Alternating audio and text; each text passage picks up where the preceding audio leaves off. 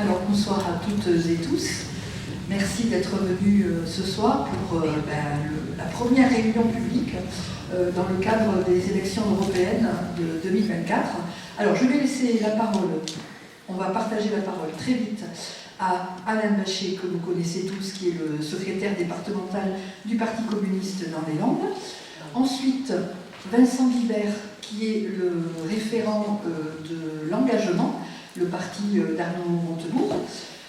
J'excuse les radicaux de gauche qui ne pouvaient pas venir ce soir.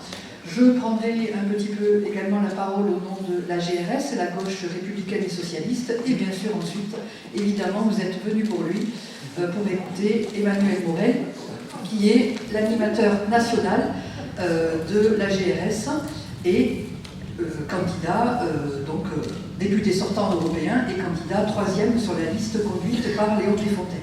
Donc Alain, Vincent, moi-même et Emmanuel. Et ensuite, évidemment, il y aura toutes les questions que vous souhaitez poser. Le but n'est pas de faire une réunion frontale, mais également d'échanger, de débattre, bien évidemment.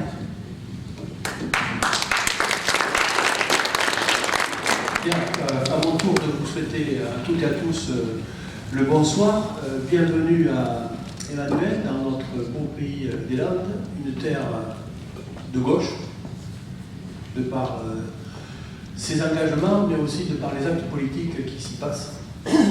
Et pour en revenir à le sujet qui nous préoccupe, les élections européennes, Céline vient de le dire, mais on peut préciser que Céline était aussi candidate sur cette liste, puisque si Emmanuel est 3e, Céline sera 36e, et nous aurons dans cette liste 5 autres candidats de la région Nouvelle-Aquitaine qui, pour certaines d'entre eux et certaines, viendront dans notre département, puisque nous aurons d'autres rendez-vous. Et un des principaux rendez-vous que nous aurons prochainement, ça se déroulera le 26 et 27 avril. C'est dans le petit village de Perquy, une terre où il fait bon vivre, où il y a un bon produit qui nous soigne contre la grippe, qui s'appelle Armagnac. Et nous aurons le plaisir à cette petite fête de l'UMA d'accueillir aussi un autre candidat de renom sur cette liste, puisqu'on aura le plaisir d'accueillir André Chassaigne, qui sera là pendant 2 jours sur cette fête et qui nous permettra d'approfondir notamment sur des questions qui ont fait l'actualité ces dernières semaines, sur les questions, notamment les questions agricoles. Donc bienvenue à toutes et tous, pour vous dire un peu dans quel esprit se situe cette première réunion publique. Elle fait suite à ce qui a été initié au niveau national, parce qu'aujourd'hui, on est sur un lancement de campagne et on veut reprendre la main sur nos affaires au niveau européen. Et pour reprendre la main au niveau européen sur nos affaires et sur ce qui nous préoccupe, il faut qu'il y ait des élus à nouveau au Parlement européen issus de cette liste qui sera conduite, et c'est quand même quelque chose d'important, qui sera conduite par un jeune de 27 ans. C'est un pari que nous avons fait au Parti communiste de mettre devant un jeune de 27 ans, Léon Desfontaines, qui viendra peut-être dans la région, mais on ne sait pas à quel moment, parce que son agenda il se remplit, et on a fait une liste avec des jeunes, déjà chevronnés, la parité bien évidemment, mais une liste qui est à l'image de ce qu'est la France aujourd'hui, à l'image de ce qu'est le monde du travail, et c'est quand même quelque chose d'important, puisqu'on y retrouvera des gens issus de plusieurs sensibilités politiques, parce que il faut qu'on le signale, ce sera la seule liste de rassemblement à gauche, contrairement à ce que certains peuvent dire, parce qu'il y en a qui disent qu'ils sont rassemblés, sauf que c'est toujours dans la même famille politique, et là on a une famille politique de gauche sur des valeurs qui s'est rassemblée, Céline l'a dit, avec différentes sensibilités politiques, mais pas que des sensibilités politiques, aussi des gens engagés dans le mouvement social, dans le mouvement syndical, et aussi des gens qui sont de simples citoyens et qui veulent faire entendre leur voix dans cette élection. Et c'est pour ça que cette liste, c'est reprenons la main sur nos affaires, avec une liste conduite par Léon, une liste très équilibrée sur la sociologie, sur la qualité des femmes et des hommes qui la composent, avec une ambition politique. C'est non pas, même si le discours a changé chez certains, ne pas vouloir d'Europe, mais de vouloir une autre Europe, une Europe de la coopération, une Europe de l'égalité, une Europe de la fraternité et une Europe aussi de la paix.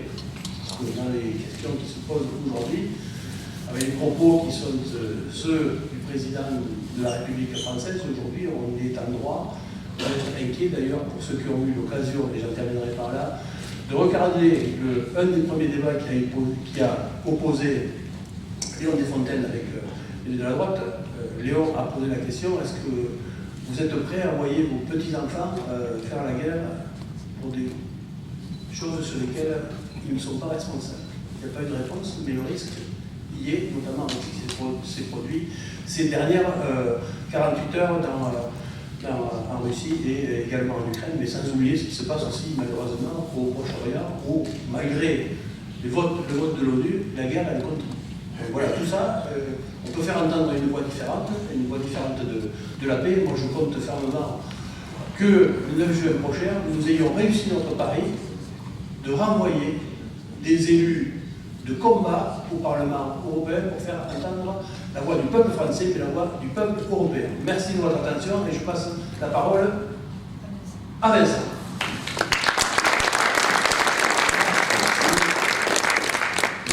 Bonsoir à toutes et à tous, je vais essayer d'être bref. Je suis très heureux de me retrouver ici parmi vous. Je voudrais saluer Alain, Céline, qui ont organisé cette réunion. Toujours une pensée pour Henri Emmanuelli aussi quand on est dans cette région, surtout à cette époque-ci. Je crois qu'il nous a quittés il y a 7 ans. 7 ans. Alors je m'appelle Vincent Guibert, je suis secrétaire général de l'engagement, qui est le parti fondé, présidé par Arnaud Montebourg. Je suis aussi, comme l'a dit Céline, référent landais, parce qu'une partie de mon temps dans les Landes. L'engagement, vous le savez, c'est un parti qui est né au moment de la campagne présidentielle d'Arnaud, le fameux Grand Montada. Il était à l'époque soutenu par la GRS et par d'autres partis qui aujourd'hui composent la fédération de la gauche républicaine, qui, pour la plupart de ses composantes, s'est allié effectivement au Parti communiste pour cette liste de rassemblement Gauche Unie pour le monde du travail. Et Alain disait, c'est effectivement la seule liste de rassemblement. Alors, si on voulait être taquin, on dirait qu'au sein du PS, quand ils arrivent tous à se mettre sur une liste, c'est déjà une liste de rassemblement, mais on va pas être Emmanuel le sera plus que moi. Deux mots sur l'Europe. Je prendrai un exemple. Quand j'étais enfant ou adolescent, que je venais de passer... pourquoi je suis référent dans les Landes? J'ai beaucoup de familles maternelles, dans le coin, par ici, à Campagne, à Saint-Perdon, à Gécourt. Donc, quand j'étais enfant, adolescent, on venait en train. Mes parents habitaient à Orléans, on prenait le train Corail à 10h du matin. Et puis ensuite, Tours, Poitiers, Angoulême, Bordeaux, Dax. Parce qu'à un moment, le train n'arrivait plus à Mont-de-Marsan, certains doivent s'en souvenir. Voilà, on mettait 5 heures, plus un petit coup de bus ou de voiture, et on était à Campagne. Maintenant, si on veut faire ça, une Europe et quelques libéralisations, quelques concurrences librement faussées plus tard, et bien si on veut faire ça partant d'Orléans, c'est le problème de ma mère si elle veut venir me voir, soit on passe par Paris, donc Austerlitz, métro Montparnasse, Bordeaux, Morsins, soit on passe par Vierzon, Tours, Bordeaux, Morsins, Vierzon, Tours, il faut le faire parce qu'Orléans, Tours, même en direct, c'est fait. Bref, c'est 2 ou 3 correspondances et c'est 8 heures. En 50 ans, on a perdu 3 heures, on a perdu le confort d'un trajet direct. Voilà, il paraît que c'est le progrès. En tout cas, c'est pas l'Europe qu'on veut. Nous, l'Europe que nous voulons, c'est celle qui ne met pas en concurrence les travailleurs, c'est celle qui protège les travailleurs, mais aussi les consommateurs. C'est celle qui prend soin des ouvriers, des artisans, des commerçants, des agriculteurs. C'est celle qui n'a pas peur de parler du foie gras. C'est celle qui ne va pas mettre le poulet ukrainien en concurrence avec le poulet label jaune. C'est pas à vous que je vais apprendre d'où vient le label rouge, qui fait la fierté de nos productions agricoles. Voilà. Nous, ce qu'on veut, c'est une Europe qui protège, qui prend soin des travailleurs, qui régule, qui permet des coopérations intelligentes entre entreprises. Bon, vous le savez, au sein du parti d'Arnaud, on milite beaucoup pour les relocalisations, les réindustrialisations. pour le rapport économique, bien sûr, social, revitalisation des territoires, écologique aussi, circuit court. Bref, c'est tout cela qui, malheureusement, aujourd'hui, est empêché ou est rendu impossible parce qu'il en est ainsi des traités et certaines réglementations européennes. Donc, c'est à ça que nous voulons mettre fin. Alors, je mentirais si je vous dirais qu'on y arrivera dès le 9 juin, mais le fait est que dès le 9 juin, on a l'occasion d'envoyer 5-6 députés, puisque Emmanuel, donc 30e sur la liste, André 5e, Céline 36, Laurent, tu es où? T'es combien sur 27? Bon, moi, vous me trouverez tout en bas de la liste, 79e, juste avant Cécile Pulkermat et Fabien Roussel. Mais donc moi, j'irai pas au Parlement européen, c'est sûr, mais lui, il ira. Et Samia, elle ira pour effectivement reprendre la main. Et même si on n'a pas la majorité tout de suite, il faut garder à l'esprit que 5 ou 6 députés qui viennent de cette gauche sincère, première, et bien c'est 5 ou 6 députés macronistes ou 5 ou 6 députés frontistes, extrême droitistes, au moins. Hein. C'est ça qui est important et c'est ça qui nous permettra de porter ce message au Parlement et au-delà, hein, dans les médias et ailleurs. Voilà, j'en dirai pas plus. Donc le 9 juin, on vote pour la gauche unie, pour le monde du travail. Merci.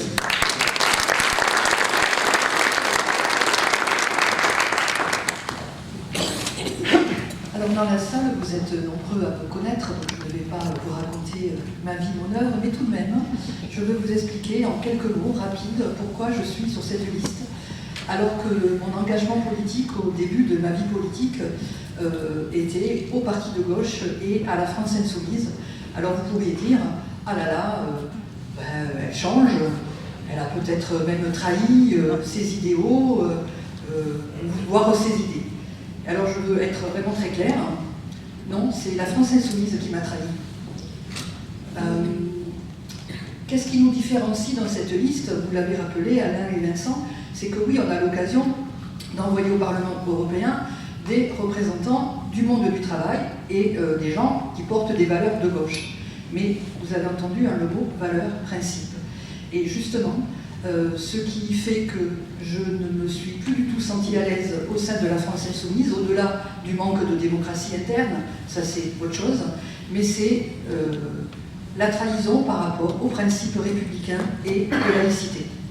Les dérives indigénistes, communautaristes, des concessions électoralistes peut-être par rapport à ce qu'on considère être le vote musulman, comme s'il n'y avait qu'un vote. Pour des gens qui se disaient laïcs, eh bien, vraiment, on en tombe sur sa chaise. Et donc, il n'était plus question pour moi de militer, de m'engager avec ce mouvement. Et donc, j'ai trouvé une maison beaucoup plus intéressante par rapport aux idées républicaines, par rapport justement à la laïcité. C'est la gauche républicaine et socialiste. Et donc, on est sur cette liste de rassemblement. Je voulais être claire là-dessus, parce que je sais que on peut peut-être croire que des gens changent, que ce sont les girouettes, etc. Mais pas du tout. Hein. J'ai toujours mes principes, j'ai toujours ma boussole qui est la laïcité. Quand on tracte sur les marchés, le programme, le fait qu'on soit sur cette liste, la gauche unie pour le monde du travail, eh bien, il y a 3 leviers, 3 idées, 3 points qui intéressent les gens. Le premier, on l'a rappelé, c'est le fait que nous soyons une liste de rassemblement de la gauche. Ça, pour les gens, c'est vraiment important. Ah, vous avez cette volonté de vous rassembler, ça vraiment c'est bien. Et donc peut-être que c'est le point de départ, finalement, d'une reconstruction de la gauche unie. Alors évidemment qu'on n'est pas tous pareils, sinon il n'y aurait qu'un seul parti. On est en démocratie, il y a une pluralité d'offres. Et l'intérêt de cette élection européenne, c'est qu'il n'y a qu'un tour, un seul scrutin, il faut bien le savoir, le scrutin c'est un tour, le 9 juin, donc il n'y a pas de calcul de vote en se disant au premier tour je fais ceci, au deuxième cela, donc c'est donc un vote de conviction.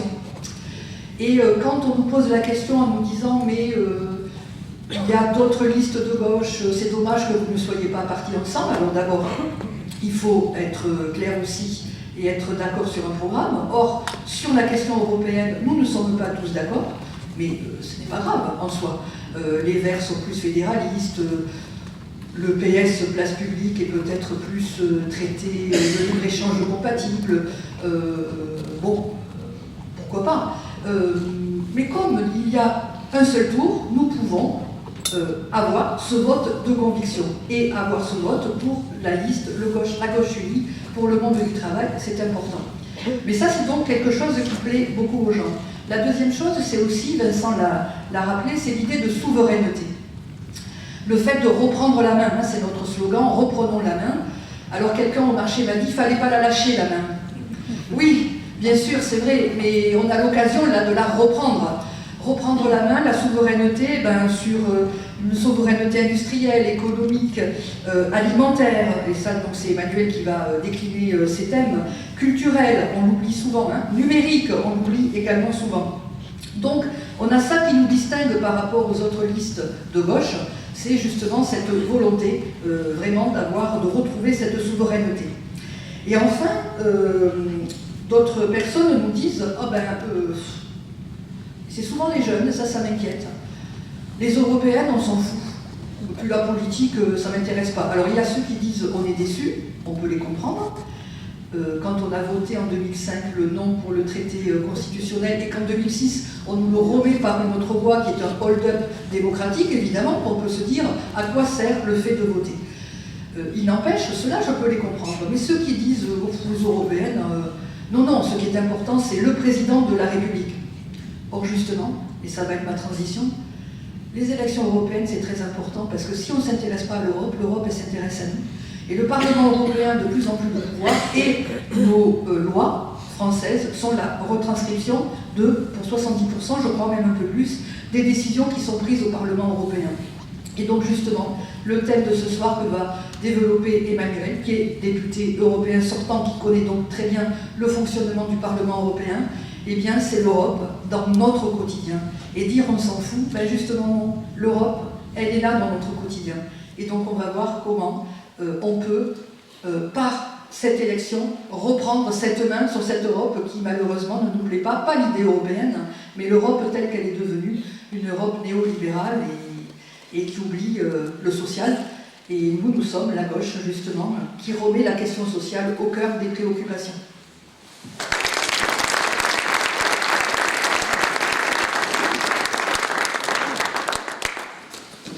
Merci pour votre invitation. Je vais me présenter quand même rapidement, parce que moi je connais bien le département des Landes en fait. Il se trouve que dans une vie antérieure, j'ai été militant socialiste, nul n'est parfait. Je vais commencer par son autocritique. Je reste socialiste, mais je ne suis plus militant du Parti socialiste. En fait, comme beaucoup d'électeurs, le mandat de François Hollande m'a achevé. Mais il se trouve que j'ai été quand même longtemps proche d'élus socialistes qui le sont restés. Et il se trouve qu'ils étaient landais. C'était Alain Vidalys, Henri Emmanuel, des gens avec qui j'ai milité longtemps quand j'étais plus jeune. Et donc je venais souvent ici dans les Landes et j'avais le plaisir de constater en effet que c'était une terre où la gauche continuait à vibrer, à militer. Je discutais avec Fabien Roussel pas plus tard qu'avant-hier, qui revenait de Tarnos, fortement impressionné par l'extraordinaire mobilisation des militantes et des militants lors de cette cérémonie de passation de pouvoir. Donc on a conscience de ce militantisme encore vibrant, et c'est évidemment toujours un plaisir pour nous de venir ici pour parler d'un sujet en effet qui peut paraître a priori rébarbatif, l'Europe, et qui en réalité est à mon avis essentiel dans nos vies quotidiennes. De toute façon, comme tu disais très bien, si on ne s'intéresse pas à l'Europe, l'Europe, elle, s'intéresse à nous. Et on va pouvoir en parler tout le long de cette soirée. L'idée est plutôt de faire un propos introductif et après de répondre aux questions. Tout ramène à l'Europe, et je pense, moi ça fait 10 ans que je suis élu, je pense que jamais l'Europe n'a été confrontée à autant de crises en même temps. Vous en avez un peu parlé, mais j'y reviens quand même. La principale nouveauté, si j'ose dire, et elle est énorme, c'est un peu comme un éléphant dans la pièce, et ça sera le cas pendant cette campagne, c'est quand même la guerre. La guerre aux frontières de l'Europe. Alors une guerre dans laquelle, et je le répète, c'est important surtout dans ce contexte, nous ne sommes pas partie prenante, nous ne sommes pas co-belligérants, nous ne sommes pas en guerre avec la Russie, mais une guerre qui inquiète, qui a des conséquences économiques, économique, qui a des conséquences géopolitiques, et qu'il faudra affronter avec lucidité et sang-froid. Et ce qui m'inquiète et ce que je reproche dans cette campagne, c'est qu'on a un certain nombre de dirigeants, voire les plus éminents, qui manquent singularité, de lucidité et de sang-froid. Parce que quand on a un président de la République française qui, au hasard d'une conférence, balance comme ça une phrase qui a l'air anodine en sortant de sa bouche, qui consiste à dire peut-être qu'il faudra envoyer des troupes en Ukraine, des troupes françaises, je suis désolé, mais là, on est sur quelque chose de sérieux, de grave. La guerre, ça n'est pas un sujet avec lequel on plaisante. Et faire preuve d'une telle désinvolture, il paraît, ça a été repris dans la presse, que Emmanuel Macron, recevant des journalistes, buvant un whisky, hein, on imagine la scène, se finit la réunion en disant bah, faudra peut-être que j'envoie des mecs à Odessa. On parle de la France, de la Russie, des grands pays qui ne sont pas en guerre, et je ne pense pas qu'il faille plaisanter avec ces choses-là. Et je suis révolté, dans ce contexte actuel, de voir autant de dirigeants, quelquefois même sympathiques, faire preuve d'une telle désinvolture par rapport à une question aussi grave. Parce que quand on nous dit, à droite, mais aussi hélas parfois à gauche, il ne faut pas qu'il y ait de ligne rouge. Qu'est-ce que ça veut dire concrètement? Il ne faut pas qu'il y ait de ligne rouge quand on est confronté à une puissance nucléaire et que nous sommes nous-mêmes une puissance nucléaire. Ça veut dire quoi? Ça veut dire, un, qu'on va envoyer des gens là-bas, qu'on va engager l'OTAN dans ce combat, qu'on est prêt à aller au-delà. Ça, c'est totalement insupportable. Et je veux dire, ça mériterait un débat de fond, sérieux, argumenté. Et au-delà de cette question, ça mériterait un débat national, y compris au Parlement, qui soit digne de ce nom, pas comme il a été fait en catimini la dernière fois. Ça, c'est quand même un problème très sérieux. Et ce qui nous guette, c'est pour ça qu'il ne faut pas se laisser voler cette campagne, voler cette élection. Ce qui nous guette, c'est que le pouvoir en place fasse en 2024 ce qu'il a déjà fait en 2019 et 2022, c'est-à-dire c'est nous ou le chaos. C'est nous ou le RN, le reste n'existe pas. C'est nous ou Poutine. Et vous avez remarqué, parce que je suis sûr qu'ici il y en a quand même un certain nombre qui sont inquiets et qui font part de leur inquiétude, vous avez des médias complaisants, mais aussi des dirigeants de toute formation politique qui, dès que vous émettez un doute de la circonspection, que vous faites part de votre étonnement par rapport à des propos aussi bellicistes et va-t-en-guerre, on vous répond « Ah, ça c'est parce que tu es poutinophile, poutinolate, pro-russe, pro-Kremlin ». Cette pensée caricaturale, absurdement caricaturale, on va la voir pendant toute la campagne. Eh bien, notre fierté à nous, sur la liste menée par Léon Desfontaines, c'est de poser un doigt là où ça fait mal, c'est-à-dire envoyer des troupes pour quoi faire, envoyer des troupes pour faire la guerre. Vous avez vraiment pesé le pour et le contre. Léon avait cette formule, qui était une formule provocatrice, qui disait « je ne veux pas aller mourir sur le front ». Mais la guerre, c'est quand même de ça dont il s'agit. La guerre, c'est pas un jeu vidéo. C'est pas juste on fait chouchou sur une intelligence artificielle, non. C'est des hommes, des femmes, des familles déchirées, des soldats qui meurent.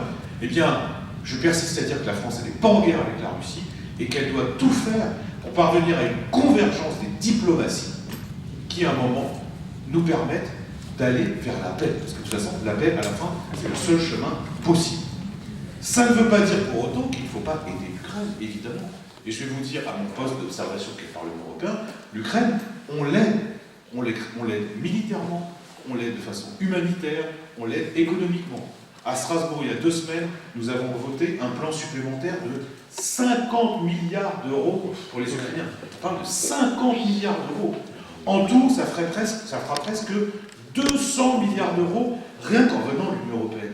Donc quand tous ces candidats, voire même le président, le Premier ministre, vont de plateau en plateau en disant qu'il ne faut pas abandonner l'Ukraine, l'Ukraine n'est pas abandonnée. Elle n'est pas abandonnée et nous la soutenons. Mais soutenir l'Ukraine, c'est pas pour autant faire la guerre à la Russie. La différence est quand même énorme. Et on est un certain nombre à le dire avec force et avec fierté. Il faudra continuer à le faire parce que je vois bien la tentation, y compris, il ne faut pas écouter la radio ce matin en ce moment, même les radios de service public. Hein. Dès que vous êtes, des gaullistes, des communistes, des hommes de gauche et de droite qui vont sur un plateau, qui ne sont pas forcément des militants, qui disent, ou des anciens ministres des Affaires étrangères, par exemple, qui disent là, on est en train de mettre le doigt dans un engrenage dont on ne connaît pas l'issue, Et tout de suite, ah oui, mais ça, c'est parce que vous êtes prétendument proche de Poutine. C'est insupportable cette façon de fonctionner. Et ce chantage, nous devrons le dénoncer. Il y a un autre chantage qu'il va falloir dénoncer. Peut-être certains d'entre vous ont écouté notre ministre de l'économie ce matin, qui arrive, la mine déconfite, en disant c'est terrible. Ils sont au pouvoir depuis longtemps quand même, mais bon, c'est terrible, on ne tient pas nos engagements européens, on a 5,5% de déficit, enfin 5,5% du PIB, plus de 110% de la dette, il va falloir se serrer la ceinture. Il a même dit hier, mais quand même, il y a des gens qui osent tout, c'est même à ça qu'on les reconnaît. Il a dit hier, ça suffit, ceux qui travaillent payent pour tout le monde. Et évidemment, personne n'avait écouté lui dire, il y a ceux qui s'enrichissent en dormant, qui eux payent pour personne. Mais il a même dit ce matin, il faudra faire un certain nombre de sacrifices, notamment, et on les voit venir, parce qu'il y a eu déjà la retraite quand même, et la réforme de l'assurance chômage, 2 fois, et là il dit, bon, sur la sécurité sociale, on a un certain nombre de propositions à faire valoir, il ne faut pas que ça soit open bar. Mais il y a quand même, en plus de l'incompétence, parce que bon, ça fait quand même 7 ans qu'ils sont au pouvoir, ils sont responsables de ce qui se passe, en plus de l'incompétence, il y a une forme de vulgarité quand même. Open bar, comme si les gens allaient à la pharmacie pour aller chercher des bonbons. Non, ils y vont pour se soigner. Et la fierté de la France, depuis la Deuxième Guerre mondiale, c'est précisément d'assurer à tout le monde la possibilité de se soigner et d'avoir des médicaments qui sont moins chers que dans d'autres pays européens. Et leur grande proposition, qu'ils vont mettre dans le débat européen, c'est de dire, si vous ne voulez pas de déficit, si vous voulez qu'on revienne dans la trajectoire budgétaire de Bruxelles, alors il faudra que les remboursements ne soient pas, de médicaments ne soient faits uniquement en fonction du revenu. Vous voyez bien ce que ça veut dire, c'est la fin de la sécurité sociale. Parce qu'une fois que les riches, on ne leur rembourse pas les médicaments, ils vont dire, moi je ne trouve pas mon compte dans votre système de sécurité sociale socialisé. Je préférais qu'on fasse comme aux États-Unis. Là au moins, chacun s'assure. C'est exactement ça la trajectoire qu'ils vont nous mettre. Et vous allez voir, je vous le prédis là maintenant, on est fin mars, toute la campagne européenne, les macronistes vont faire la guerre, la dette, la guerre, la dette. Si vous n'êtes pas d'accord avec le président Macron, vous êtes pour Poutine. Si vous voulez pas qu'on dérembourse les médicaments, vous êtes pour la dette. Ça, c'est la stratégie du pouvoir. Avec un adversaire fort commode pour le pouvoir, c'est le RN, parce que normalement, ça permet de mobiliser ses électeurs. Si vous n'êtes pas pour nous, vous êtes pour l'extrême droite. Notre enjeu à nous, c'est d'abord de parler de tous les sujets européens, et pas que de la guerre et de la dette, et de montrer à quel point cette double postulation, ce pas de deux, entre d'un côté les macronistes et l'extrême droite, c'est faire fausse route. Sur l'Europe, il y a beaucoup de choses à dire. Et quand je dis que l'Europe n'a jamais été autant en crise, parce qu'il n'y a pas que la guerre, il y a l'inflation qui est en partie consécutive, en partie seulement.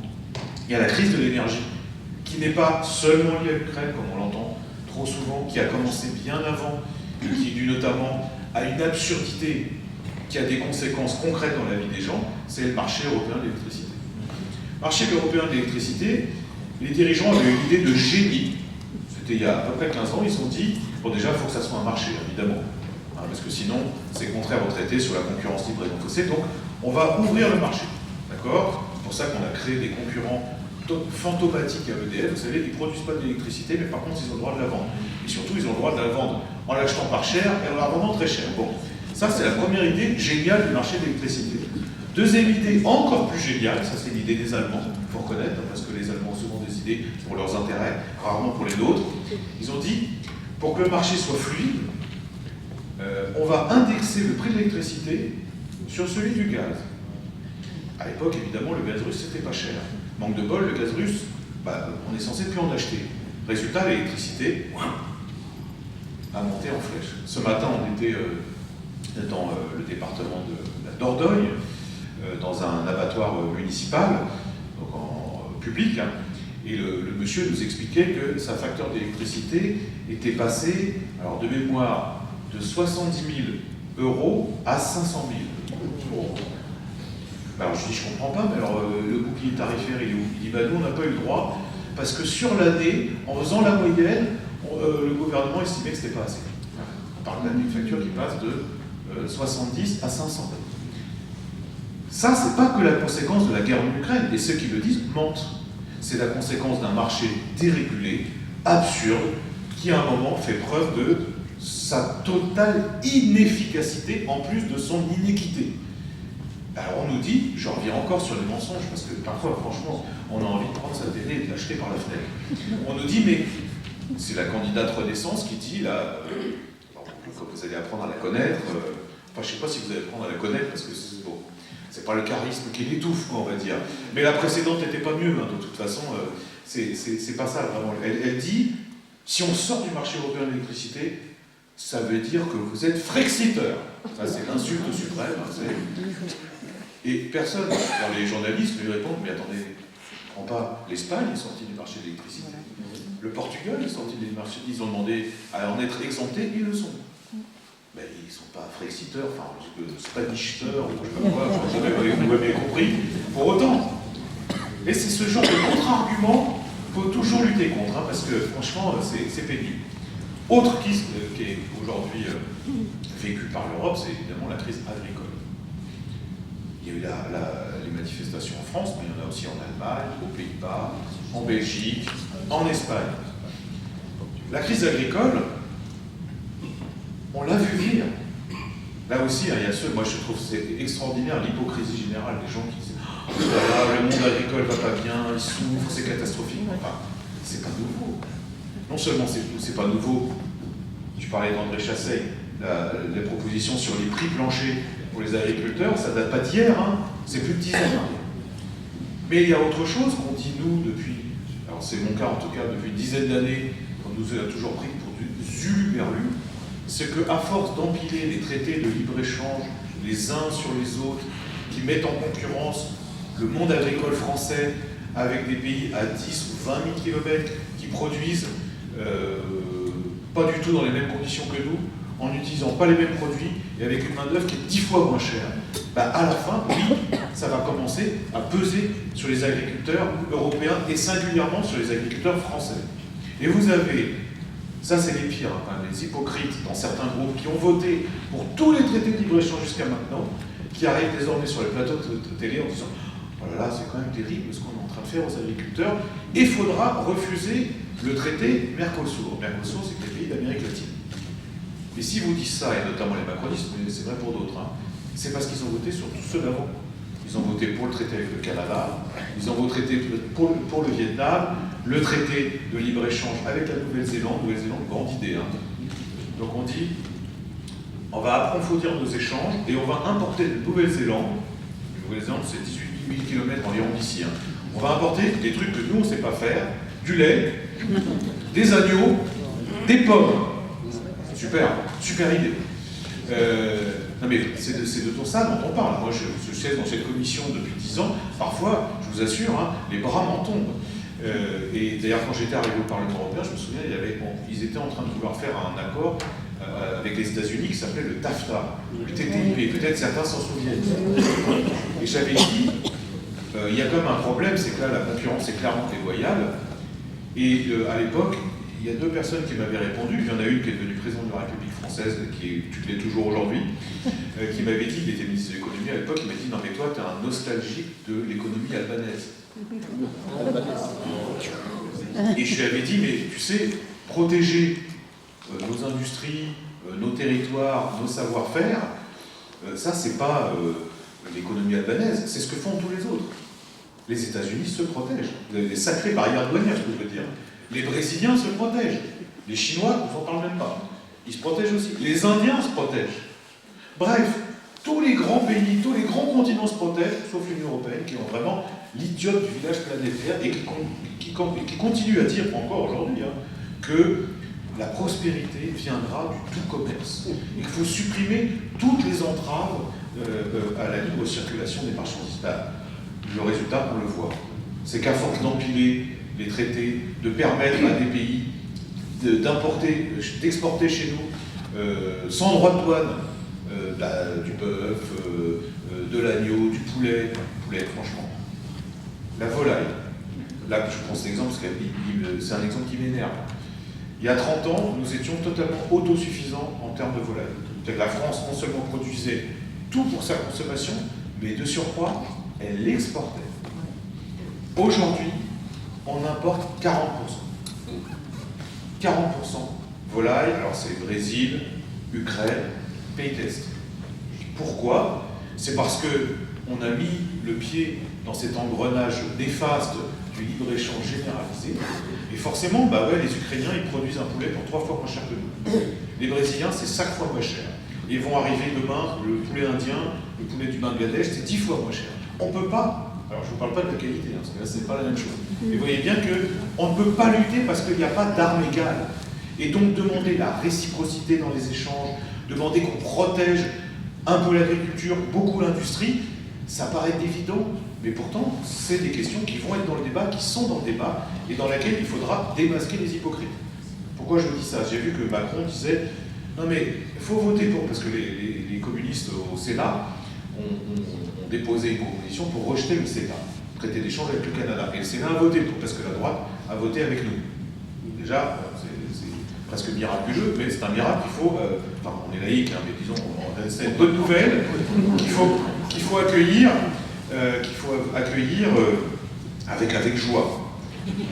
Alors là, il y a 2 problèmes. D'abord, Madame Maillard, la tête de liste Renaissance, a dit mais c'est pas parce que le Sénat a voté contre que pour longtemps on ne continuera pas à l'appliquer.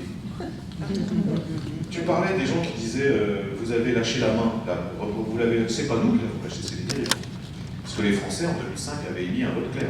Et là, c'est un peu pareil. Le peuple vote mal, on va changer de peuple. Les parlementaires du Sénat ont mal voté, on va changer le Sénat. Donc déjà ailleurs, elle dit non mais on l'appliquera quand même. Déjà, bon. Mais deuxième truc encore plus incroyable, c'est Macron qui dit il faut appliquer le CETA, l'accord avec le Canada, mais vous verrez, l'accord Mercosur avec l'Amérique du Sud, ça on n'en veut pas. Il dit ça un mardi. Le lendemain, le mercredi, je vais en commission commerce international pour auditionner le vice-président de la commission qui en réalité supervise les négociations. Et il dit, on vient de voir nos partenaires d'Amérique du Sud, le Mercosur, ça avance bien. Alors je dis, mais on dit, ça avance bien, mais la France a dit hier qu'elle n'en voulait pas. Il dit, oui, non mais ça c'est, oui, mais on ne l'adoptera pas avant les élections. On le fera après. Ah oui, ça change tout. Vous voyez, les sujets européens, pourquoi c'est très... D'abord, le diable est toujours dans les détails, et ensuite, vous avez beaucoup d'hypocrites dont il faut dénoncer les mensonges, les contre-vérités, les travers. C'est ça le contexte de la campagne européenne. Moi, je ne crois pas que les gens... Enfin, je pense que les gens s'intéressent aux questions européennes. Et c'est faux d'ailleurs de dire tout ça c'est opaque. En fait, c'est pas si opaque que ça. Hein. Vous voyez les principaux débats, quand on a des gens qui expliquent les sujets, des médias qui s'intéressent, c'est pas si difficile. De la même façon, quand on dit le Parlement européen n'a aucun pouvoir, alors ça c'est pas vrai du tout. Le Parlement européen a beaucoup plus de pouvoir que l'Assemblée nationale sous la Ve République. Sous la Ve République, si tu es dans la majorité, t'as pas le choix. Et si tu es dans l'opposition, tu peux toujours crier, ça ne changera pas grand-chose. Au Parlement européen, il y a des vrais débats et il y a des votes vraiment importants. On peut censurer la Commission. On ne le fait pas, mais on peut. On peut refuser le budget. En ces temps d'austérité budgétaire, ça ne serait pas si mal. On peut voter contre un accord de libre-échange. Le Parlement européen a énormément de pouvoir aujourd'hui. Le problème, c'est qu'il faut envoyer là-bas des gens qui soient de fort caractère et avec de fortes convictions. Et pas toujours des bénis-oui-oui qui se retrouvent dans un accord de coalition où là aussi il faut dire la vérité. Parce qu'il y a ce qu'on va voir sur les plateaux, puis la vérité, c'est qu'aujourd'hui c'est co-dirigé par le PPE, la droite, Renew, les macronistes, et le Parti Socialiste Européen. Je le sais, j'y étais. Je me souviens très bien, ça s'appelle vraiment de la co-décision, quoi. Donc, ils sont aussi comptables de ce qui est en train de se passer au niveau européen. Et c'est fort de toutes ces analyses et toutes ces convictions qu'on a décidé de faire une liste ensemble. Je dis ensemble parce qu'en effet, je pense que c'est un point vraiment très important. Quand on dit que c'est une liste de rassemblement, oui, en effet, il y a sur cette liste des gens qui n'ont pas le même parcours. Comme je vous l'ai dit, moi j'ai été très longtemps socialiste, d'autres ici ont été depuis toujours communistes. On n'a pas toujours été d'accord sur tout, on n'est pas forcément d'accord sur tout, mais on se retrouve au moins sur un certain nombre de points que je vais détailler très très vite après, mais qui me paraissent essentiels, voire même existentiels pour notre pays aujourd'hui. C'est une liste de rassemblement. Il y a plusieurs partis, l'engagement, la gauche républicaine, les socialistes, et les radicaux de gauche, et évidemment le Parti communiste français, dont la tête de liste est issue de Jean Desfontaines, qui a 28 ans, enfin qui a quand même la tête bien faite, et je pense que vous l'avez vu dans les médias, qui est quand même solide sur ses arguments. Enfin, faut se remettre, moi j'essaye, à chaque fois que je vois les mots, je me remets dans quand j'avais 27 ans, c'est-à-dire il y a longtemps, je vais dire au XXe siècle, mais non, presque au XXe siècle, je suis pas sûr que j'aurais pu assurer comme ça un débat de 2 heures sur des questions aussi importantes et techniques que le Parlement européen. C'est une liste de rassemblement. C'est une liste qui fait la part belle au monde du travail. Parce que les ouvriers, les employés, beaucoup en parlent, mais je peux prendre même à gauche des listes, vous verrez que le premier, il est à la 40e ou la 50e position. Nous, notre 7e de liste, il est ouvrier chez Renault. Vous voyez, bon, à un moment, c'est aussi la politique par la preuve. Et quand on dit qu'un tiers de la liste, c'est des gens qui sont syndicalistes, dans tous les secteurs, ça va de l'éducation nationale à l'automobile, en passant par les ports, en passant par la sécurité sociale, bah, on en administre la preuve. Et c'est très important d'envoyer au Parlement européen, évidemment, des gens qui sont représentatifs de la société française dans son intégralité, pas seulement des cadres supérieurs. Mais c'est surtout, pour moi, c'est ça le plus important. Une liste qui, a décidé de mettre les questions économiques et sociales au cœur de son programme. C'est pas aux communistes que je vais expliquer qu'il y a des contradictions secondaires, mais surtout des contradictions primaires, c'est le capital, le travail. Il faut choisir son camp et il faut le décliner derrière. Bah, on le décline. Tout notre programme, ça n'est que ça en réalité, c'est comment on fait pour que l'Europe, qui est fondée aujourd'hui via les traités sur la concurrence libre et non faussée et sur la compétition entre les États et entre les travailleurs, comment on fait pour en faire à nouveau, ça n'a jamais vraiment été, donc comment on fait pour que ça devienne un espace de coopération et de solidarité. Et pour ça, il faut des propositions très précises. Mais il faut aussi des propositions pour reprendre la main, c'est-à-dire que les gens, les Français, aient le sentiment qu'ils aient encore le contrôle sur un certain nombre de domaines de la vie sociale. Et ces domaines, on les décline. Souveraineté industrielle. C'est pas possible que, au lendemain du Covid, on se rende compte que dans un continent aussi riche et aussi performant que l'Europe, on soit plus capable de fabriquer du Doliprane. Parce qu'on a tout délocalisé en Inde ou en Chine. C'est pas normal que dans un pays comme la France, qui a quand même été longtemps en pointe, on soit même plus capable de fabriquer des masques chirurgicaux, parce qu'on a tout délocalisé au Bangladesh. C'est pas normal qu'en France, un pays qui est en pointe depuis l'après-deuxième guerre mondiale sur la santé publique, on soit plus capable de fabriquer du matériel médical élémentaire. Bon bah ça suppose une décision politique, ça s'appelle la relocalisation. Hein, on relocalise là où on a des savoir-faire, et des savoir-faire, on les a. Contrairement à ce qu'ils nous racontent parfois. Relocalisation, souveraineté industrielle, souveraineté énergétique, j'en ai parlé, mais à un moment, sortir du marché de l'électricité, c'est pas prendre une décision de Frexiteur, c'est prendre une décision de bon sens. D'ailleurs, vous verrez que si ça continue, parce que plutôt que de claquer 46 milliards pour un bouclier tarifaire, dont on ne sait pas trop d'ailleurs à qui il a profité, le mieux c'est quand même de prendre des décisions radicales pour l'intérêt du pays. Souveraineté culturelle, tu l'as évoqué, c'est pas rien la souveraineté culturelle. Aujourd'hui, quand on regarde le paysage, l'exception culturelle, la diversité culturelle est largement menacée par ce qu'on pourrait appeler l'uniformisation américaine. Vous avez les grandes plateformes, les grands réseaux sociaux, tout ça est contrôlé par l'Amérique. Et si on veut continuer à faire vivre un cinéma européen de qualité, un cinéma français de qualité, le spectacle vivant, les livres, l'édition, moi je suis également en commission culture, je me bats pour promouvoir le livre, et notamment, je vais vous donner un exemple très, le prix unique du livre. Ça, c'est une singularité française. Parce que ça veut dire que vous allez dans un supermarché ou dans un libraire de quartier, vous avez le même prix. Décisif, s'il n'y a pas ça, il n'y a plus de librairie indépendante. Tous les ans, on a des collègues libéraux qui déposent des amendements pour le supprimer, qui disent non, en Europe, on veut. C'est normal, pour eux, c'est la libre circulation des marchandises. Bah non, la culture, c'est pas une marchandise comme une autre. Bah, il faut des députés pour se battre là-dessus, parce que trop souvent, les sujets culturels sont à la traîne, alors que c'est pour moi fondamental, c'est l'identité de l'Europe, l'identité de la France. Souveraineté numérique. Là, on est sur un sujet hyper sérieux. Alors nous, moi, je ne suis pas très à l'aise avec le numérique, et je suis peut-être comme certains d'entre vous, quand j'ai un portable, je ne suis pas le plus à l'aise. Mais je vois les implications que ça a dans la vie quotidienne et concrète. Et je vois, notamment avec les progrès de l'intelligence artificielle, ce qui va se passer demain. C'est-à-dire qu'on est quand même en train de changer complètement d'air. Si, sur ces sujets, on n'est pas souverain, si, sur ces sujets, on n'a pas le contrôle, c'est une catastrophe. Et je vais vous donner un exemple qui prouve qu'on est loin d'avoir le contrôle. Les centrales nucléaires françaises, elles ont un problème, elles n'arrivent pas à savoir les pièces qui manquent à tel moment, les travailleurs qui vont venir pour la sécurité, les sous-traitants et tout ça. Ils cherchaient un logiciel pour pouvoir harmoniser le travail de toutes les centrales françaises. Vous savez à qui ils l'ont donné? Amazon. Non. On parle quand même d'un secteur stratégique, hein. On ne parle pas de marchand de chaussures. La souveraineté numérique, c'est un problème hyper important. Et quand on voit que l'éducation nationale a des contrats avec Microsoft, quand on voit que les données de santé risquent aujourd'hui d'être données à un cloud américain, il n'y a pas un cloud européen ou français, bah, vous voyez, ça a des implications très concrètes, très importantes pour vivre demain, pour maîtriser, pour réguler la question numérique. Donc tout ça, pour moi, c'est des sujets absolument majeurs.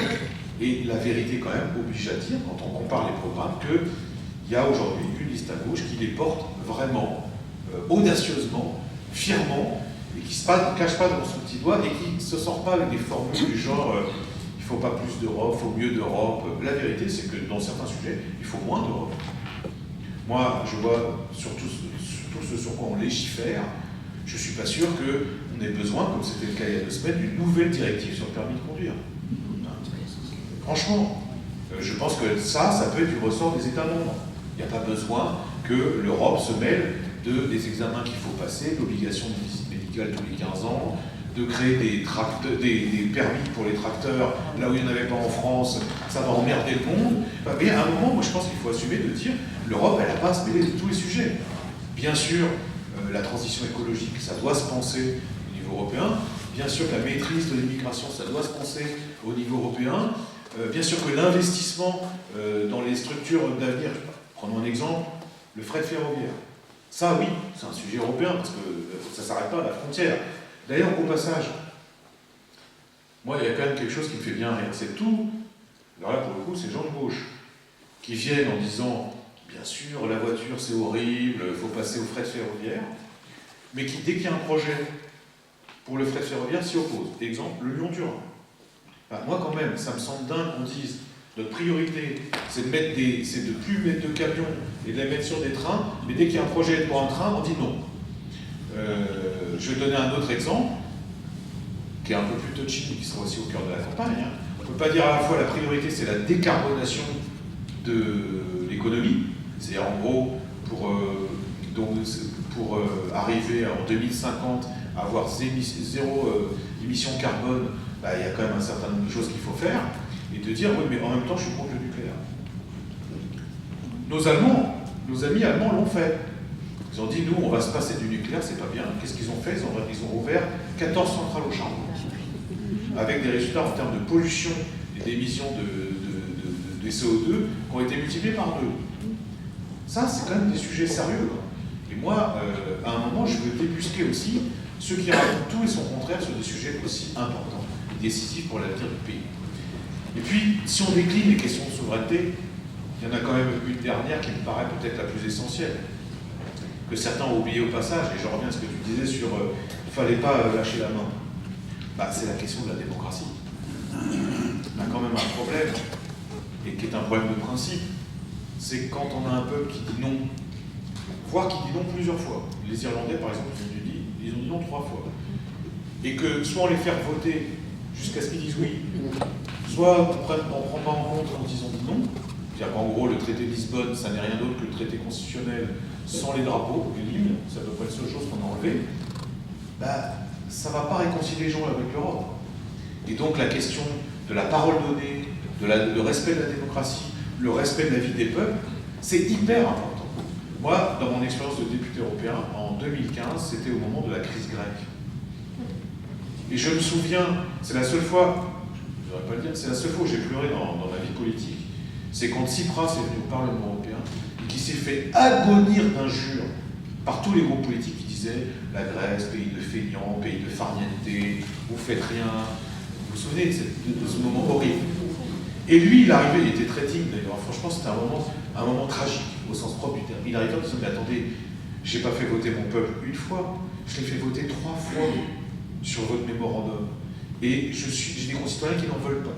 Et on avait en face des gens, comme M. Jean-Claude Juncker, qui disaient, oui, mais la démocratie s'arrête là où commencent les traités. Il l'a dit, hein, je ne l'invente pas, il l'a dit.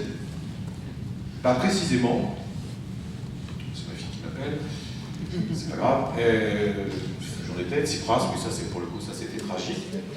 Cette Europe qui ne respecte pas la volonté des peuples, qui s'exonère des décisions, soit parlementaires, on le voit avec le CETA, soit référendaires, on l'a vu avec le TCE, on ne peut pas l'accepter, on ne peut plus l'accepter. Et donc il faut aussi une liste qui dise, on n'est pas fédéraliste, on ne veut pas l'Europe fédérale, on ne veut pas non plus le Frexit, on veut que les choses redeviennent à peu près normales d'un point de vue démocratique. Reprendre la main, reprendre le contrôle, c'est finalement quelque chose de très simple. C'est que quand on construit un édifice institutionnel comme l'Europe, à chaque nouvelle étape, on demande l'avis des Français. On demande l'avis des peuples qui composent l'Union européenne. Et je vais vous donner un dernier exemple. Sous prétexte qu'il y a la guerre en Ukraine, Mme von der Leyen, la présidente de la Commission, dit on va aider les Ukrainiens et on va élargir l'Union européenne à 8 autres nouveaux pays. Et on va accélérer le processus parce que ça ne va pas assez vite. Donc ils ne nous mettent pas seulement l'Ukraine. L'Ukraine, c'est quand même plus de 30 millions d'habitants. Hein. Ils nous mettent tous les Balkans, et puis maintenant la Moldavie, la Géorgie, et on nous dit si vous n'êtes pas d'accord, c'est que vous êtes pro-Poutine. C'est la même argument. Je le sais parce qu'on me le sort à peu près chaque semaine. Hein. C'est pour ça que, voilà, ça sort, il faut que ça sorte. Hein. Mais élargir l'Ukraine, dans les conditions actuelles, ça veut dire quoi? C'est élargir un pays où il y a des dizaines de millions de salariés dont le salaire minimum est à 200 €, qui vont avoir la liberté de circulation dans tout le continent européen. Ben, je m'excuse, cette demande a été battue. Je ne suis pas sûr que pour nous, et pour les salariés français, ce soit forcément une bonne nouvelle. Élargir l'Ukraine, c'est-à-dire la faire rentrer dans la PAC, la politique agricole commune, ça veut dire quoi? Ça veut dire que les 2 tiers du budget de la PAC vont à l'Ukraine, parce que c'est ça concrètement quand même. Les aides, c'est aussi en fonction de la taille des exploitations et de la nécessité du pays. Ben, tout ça, ça mérite d'être débattu, ça mérite d'être sur la table, ça n'est pas aujourd'hui. Et c'est pour ça que je dis que la démocratie, ça reste quand même, face à des gens qui parfois s'en exonèrent ou font mine de la respecter sans le faire, ça reste pour moi le sujet le plus important quand on parle de la construction européenne. J'étais hier avec dans une réunion publique à Bergerac. Il y a quelqu'un qui, je trouve, résumait très bien la situation, qui n'était pas communiste, qui venait pour voir, qui venait pour poser des questions, ce qu'on va faire maintenant. Et il disait, moi je suis pas contre l'Europe. Je suis pas contre l'Europe, je trouve ça formidable que des peuples décident de coopérer ensemble, d'avoir des logiques de solidarité. Sauf que l'Europe qu'on nous propose, c'est pas des peuples qui coopèrent, c'est des peuples qui sont en compétition. C'est pas des salariés qui s'entraident, c'est des salariés qui sont mis en concurrence. C'est pas des États, c'est pas des fiscalités qui s'harmonisent, c'est des fiscalités qui ne cessent de s'opposer. Bah, ça, c'est quand même un projet qu'il va falloir régler. Et quand je dis qu'il faut choisir la différence, parce que la liste des Fontaines, c'est vraiment ça, c'est une voie singulière et différente par rapport à d'autres listes, même à gauche, bah, c'est que ces questions-là, cette question de la coopération et de la solidarité, elles sont mises au cœur de notre projet, de notre programme. C'est la raison pour laquelle je pense, au-delà de ce qui fait qu'on est attaché, pour beaucoup d'entre vous, à des partis, à des organisations, à des individus, à un moment, il y a un choix de raison, qui est aussi un choix passionnant, enthousiasmant, exaltant, c'est d'envoyer des gens qui soient sur cette ligne et qui, surtout, tiendront bon face à l'adversité, face aux oppositions. En tout cas, c'est tout le mal que je nous souhaite collectivement.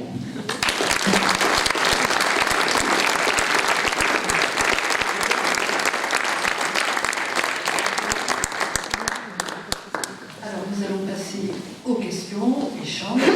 Je crois qu'il n'y a qu'un micro, donc à la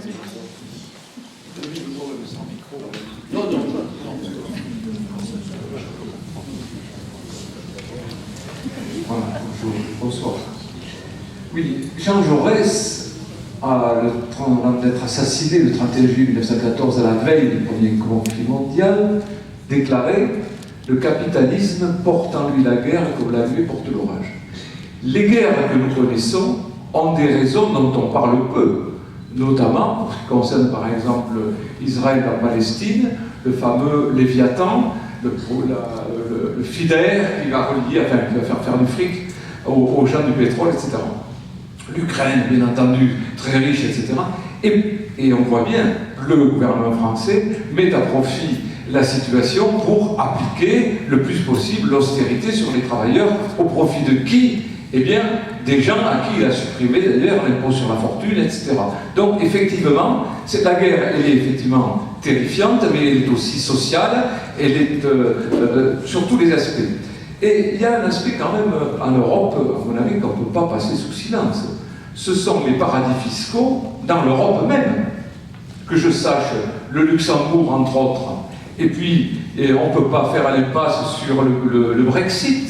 Pourquoi l'Angleterre a quitté l'Europe? Certes, parce que les gens ont voté comme, mais derrière, c'est pourquoi derrière? Qu'est-ce qu'ils vont faire?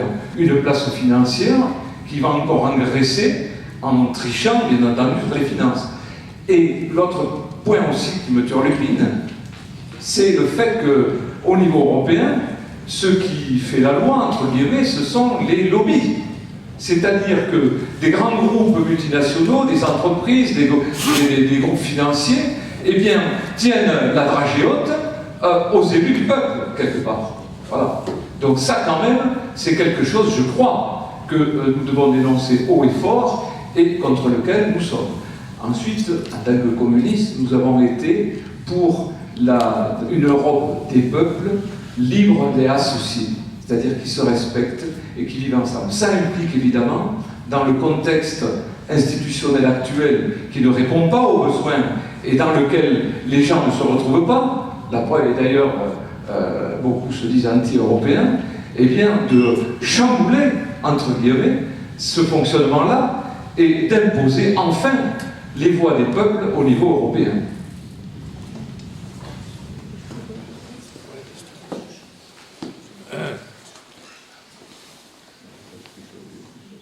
Allez. Je joue juste Par rapport, non, je ne vais pas en dire plus. Par rapport à l'humanité, je signale, j'ai lu récemment à la bibliothèque de la Benne où j'habite, le livre de Bruno Patino qui s'appelle Submersion, qui raconte, qui précise les choses de façon très très intéressante sur les questions du numérique et de l'intelligence artificielle. Je cite juste deux phrases qui veulent: l'algorithme mon serviteur, l'algorithme mon sauveur, l'algorithme mon maître, l'algorithme ma servitude. Et il conclut d'une façon qui me plaît énormément, et il dit: ne plus faire du réseau notre ciel, mais plutôt notre sol sur lequel nous pouvons construire, nous mouvoir, nous rencontrer et dégager l'horizon, lui rendre sa dimension infinie et inaccessible.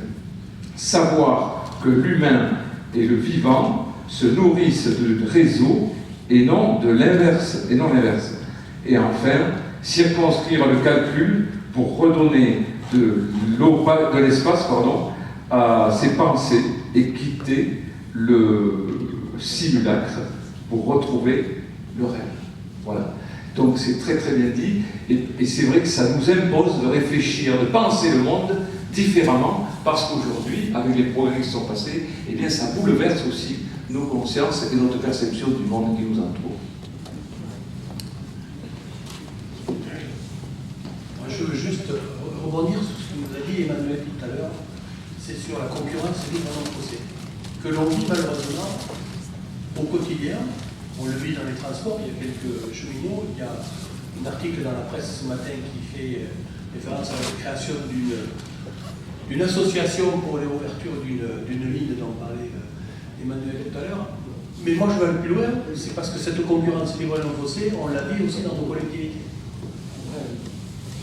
Et nos collectivités, jusqu'à preuve du contraire, aujourd'hui, c'est les gens du peuple qui les administrent, ces collectivités. Et ces collectivités, elles sont souvent sommées d'appliquer ce qui nous arrive, soit de l'Europe, par le gouvernement, et on vous explique, je prendrai l'exemple de ce qu'on vit ici dans notre département, où il y a eu un grand combat contre les multinationales de l'eau, avec la constitution d'un syndicat départemental qu'on appelle le SIDEC, eau et assainissement. Alors, c'est bien, ça fonctionne, sauf que même ça, c'est très gros, ça commence à être un peu loin des citoyens, Et on le vit ici en Marsan sur l'eau, puisqu'on nous dit, ici nous avions une régie d'eau et d'assainissement qui avait été créée dans les années, alors on l'a fait avec Céline, parce qu'on est tous les deux conseillers municipaux ici, des recherches, je ne me rappelle plus les détails qu'on avait trouvés. 1937. Donc voilà. Et on nous présente aujourd'hui l'idée de dire on va passer un SPIC, c'est-à-dire EPIC. Et donc, et on nous dit mais ne vous inquiétez pas, c'est la même chose que la régie. C'est la même chose que la régie, sauf qu'il y a commercial qui rentre.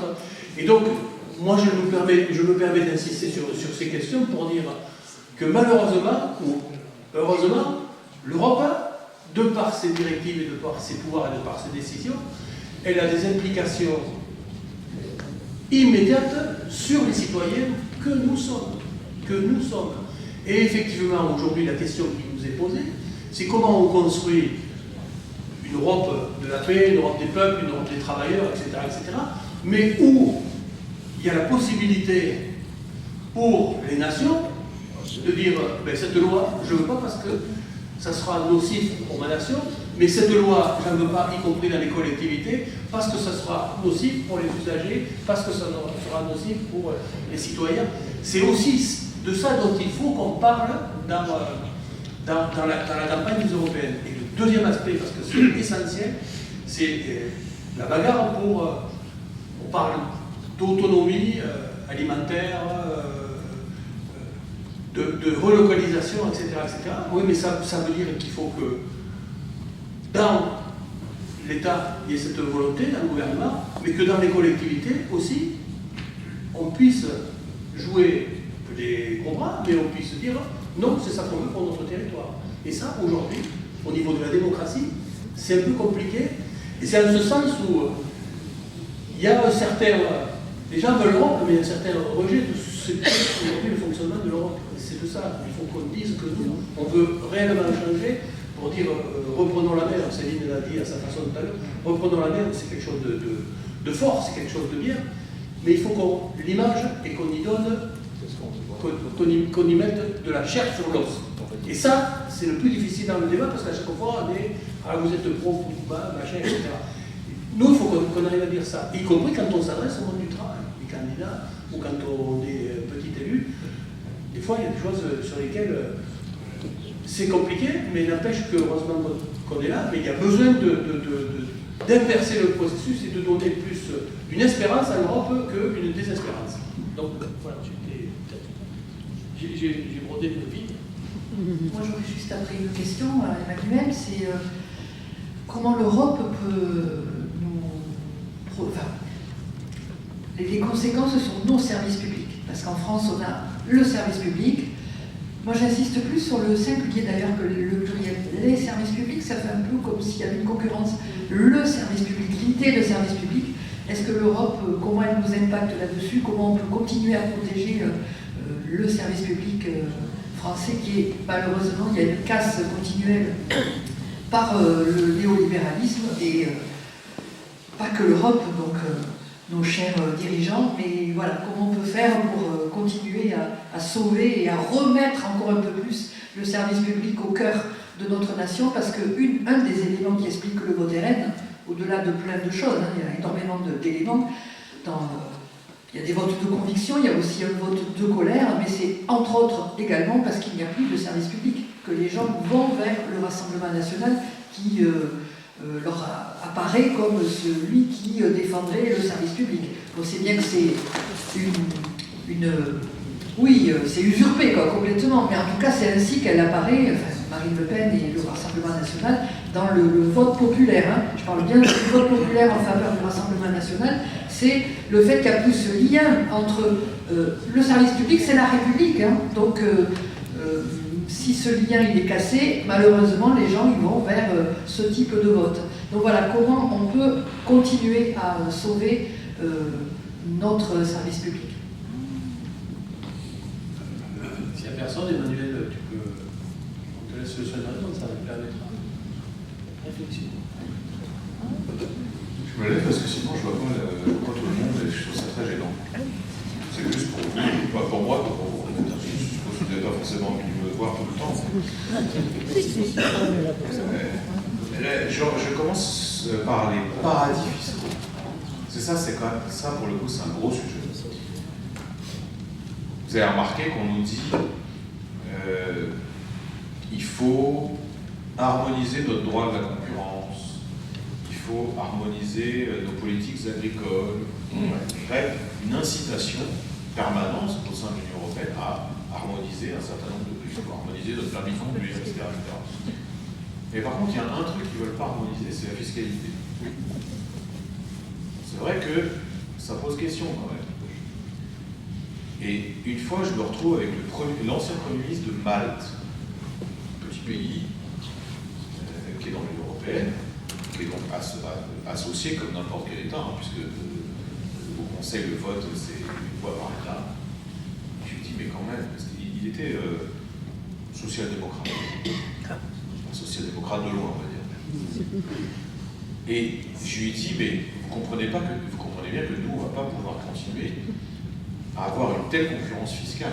Vous avez un impôt sur les sociétés qui est presque négatif. Nous, on a un impôt sur les sociétés qui est assez haut en Europe. Et donc, vous attirez des capitaux et des boîtes, et ça crée une distorsion totale entre nos deux pays. Il dit, ah oui, mais l'impôt sur les sociétés, pour nous, c'est l'avantage comparatif. L'Irlande était un pays qui n'allait pas bien, qui avait une faible croissance. Qu'est-ce qu'ils ont fait quand ils sont rentrés dans l'Union européenne? Ils ont baissé leur impôt sur les sociétés au maximum, attiré tous les sièges des multinationales, gagné beaucoup d'argent, alors pas pour les travailleurs, parce qu'en fait c'est une croissance qui est totalement artificielle, et qui nous disent maintenant, ah bah non, on ne va pas harmoniser la fiscalité, parce que là, on perd notre avantage comparatif. Ce que fait Chypre aussi, ce que font les Pays-Bas, par contre. Et donc on a comme ça 4 ou 5 pays où non seulement les très grandes entreprises sont très peu taxées, mais où on organise de fait ce qui s'appelle l'optimisation fiscale, qui n'est pas loin quand même de ce que nous appellerions l'évasion. Et là, on arrive toujours au même problème que tu as pointé du doigt à l'instant. Si on a un espace de coopération, alors ce genre de choses doivent être réglées, doivent être traitées. Mais évidemment, invariablement, ils refusent, là je parle de ce qu'on pourrait appeler les libéraux, mais aussi leurs alliés, de droite et parfois de gauche, ils refusent cette harmonisation qui leur ferait perdre un avantage comparatif considérable. Mais cette harmonisation, alors il y a quand même des choses à faire, hein. Il y a plein de choses à faire. Durcir les textes sur l'évasion fiscale, on a commencé à le faire péniblement. Il faut le faire bien plus, déjà en élargissant la liste des paradis fiscaux. Parce que vous avez une liste noire, des pays qui sont particulièrement surveillés par l'Union européenne. Mais déjà, on ne met pas les pays de l'Union européenne dedans. Il n'y a que nous. Alors, on est un peu taquin. À chaque fois qu'on a le débat, nous, on fait des amendements. Le groupe auquel j'appartiens, la gauche Union européenne, se lève, comme on dit. On met des amendements en disant qu'il faudrait peut-être intégrer le Luxembourg, quand même. Ça ne les accepte pas. Mais la liste noire, elle comporte 12 ou 13 pays. Alors qu'en réalité, des États où vous pouvez arriver à enregistrer l'entreprise avec une simple boîte aux lettres et par un montage très malin, vous payez de moins en moins d'impôts, voire pas du tout, bah ça existe. Donc durcir considérablement notre législation sur l'évasion fiscale, mais aussi imposer un minimum d'harmonisation fiscale au sein de l'Europe, ça c'est absolument possible. Mais pour ça, il faut créer un rapport de force qu'aujourd'hui, ce n'est pas favorable. Ça, c'était la première chose. Sur le Brexit, alors là, j'ai un petit désaccord. Je pense pas... Enfin, la réalité, en tout cas, c'est que Londres n'est plus la première place financière d'Europe.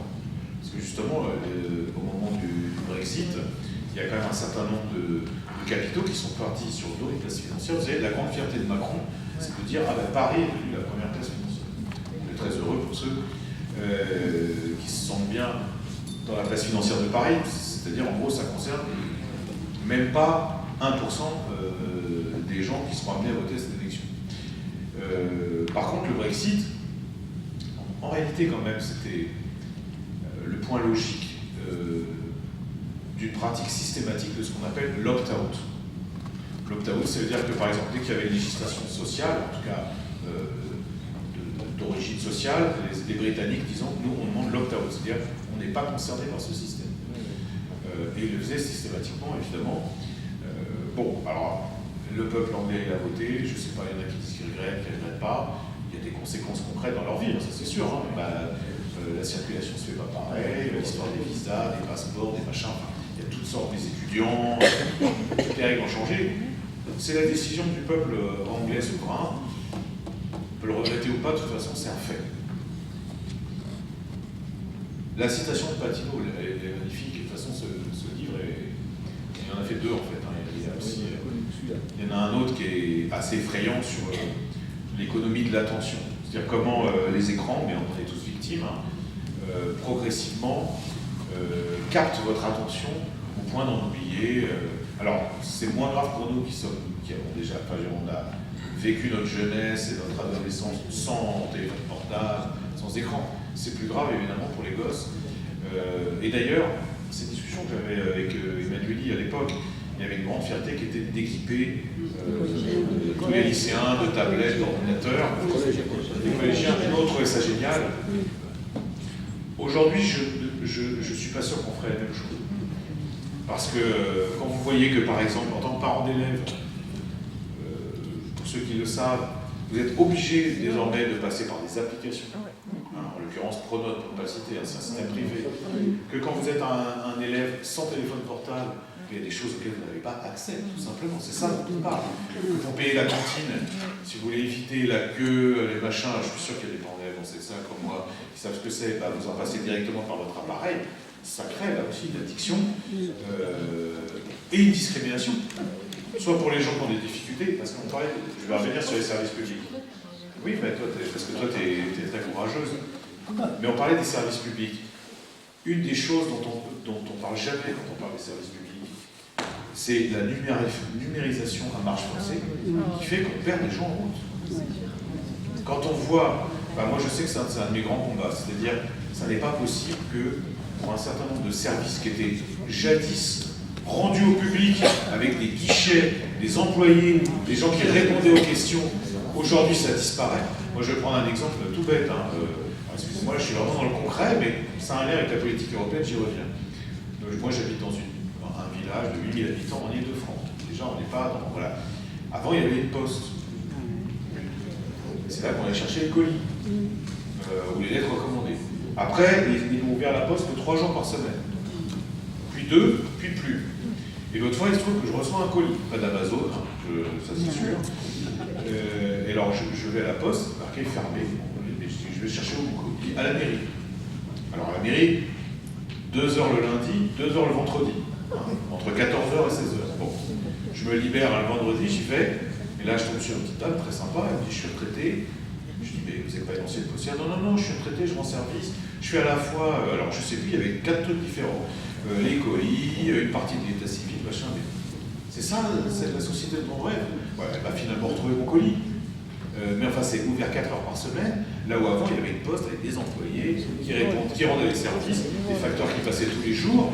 Et je suis sûr, je ne sais pas comment ça se passe dans les Landes, parce que vous êtes un département d'excellence, mais ça doit être un peu pareil quand même. Hein? Oui, mais... Alors ça a un lien avec l'Europe, c'est là que j'en viens. Dans les textes fondateurs, dans ce qu'on appelle les traités, et notamment dans le traité de Maastricht, de ceux qu'on suivi, il y a l'idée que, pour les consommateurs, le mieux, c'est quand même qu'il y ait ouverture à la concurrence dans tous les domaines. C'est mieux pour les consommateurs. Donc ça a commencé par la téléphonie. Ils ont dit, vous allez voir ce que vous allez voir, on va péter le monopole de France Télécom, le monopole c'est mal, c'est très mal, vous allez voir, les clients vont payer beaucoup moins cher pour un service bien meilleur. Il s'est passé exactement le contraire. Là, on a quand même plus que 20 ans de recul, on le sait. Il s'est passé exactement le contraire. Pourquoi? Parce qu'on met en concurrence des boîtes. Alors, il y a le réseau, puis il y a l'installation du réseau. Quand vous installez le réseau, on met en concurrence des opérateurs qui font appel à des sous-traitants, qui eux-mêmes font appel à des sous-traitants. On en est dans la téléphonie mobile à un niveau de 5 degrés de sous-traitance. Vous avez un mec qui arrive pour remettre la fibre, hein, parce que vous avez la fibre, puisque nous, en Ile-de-France parfois, les gars n'ont aucune formation technique, c'est pas des techniciens de France Télécom, hein, comme on a et tire les câbles, et le groupe, c'est le bordel. Ça c'est la concurrence. Ça, c'est la concurrence libre et non faussée à la mode européenne. C'est-à-dire, on invente des concurrents fictifs, comme il s'est passé pour EDF, c'est la même chose. On avait un opérateur historique. Même au départ, c'était le gaz, l'électricité, EDF, GDF. Il y a ce qu'on veut, mais ça fonctionnait quand même plutôt bien. Avec des infrastructures de très haute qualité, avec des ingénieurs et des techniciens que l'Europe entière nous enviait. Là, j'exagère pas. Encore aujourd'hui, ils disent « Ah, vous les Français, putain de EDF, tout ça. » Qu'est-ce qu'ils ont fait? Ils nous ont inventé un système. Alors, ils pouvaient imposer à d'autres boîtes de produire de l'électricité, mais ils ont inventé un truc super qui dit « Bon, EDF va produire. » J'en ai parlé un peu tout à l'heure, mais vous, c'est simple, vous êtes des fournisseurs. Donc vous arrivez, vous achetez EDF à un prix garanti, 42 € le mégawattheure, parce que quand même, il ne faut pas que ça soit trop cher.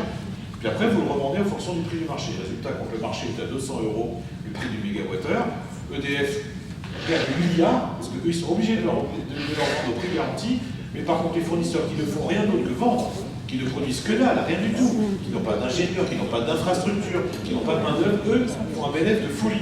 Et comme si ça ne suffisait pas, on crée un nouveau métier qui s'appelle courtier en fournisseur d'énergie, où quand vous êtes une boîte à peu près à la gauche, vous allez voir le courtier qui vous dit « ça c'est une super boîte », et puis finalement vous vous rendez compte que ce n'est pas le cas, mais souvent il est trop tard.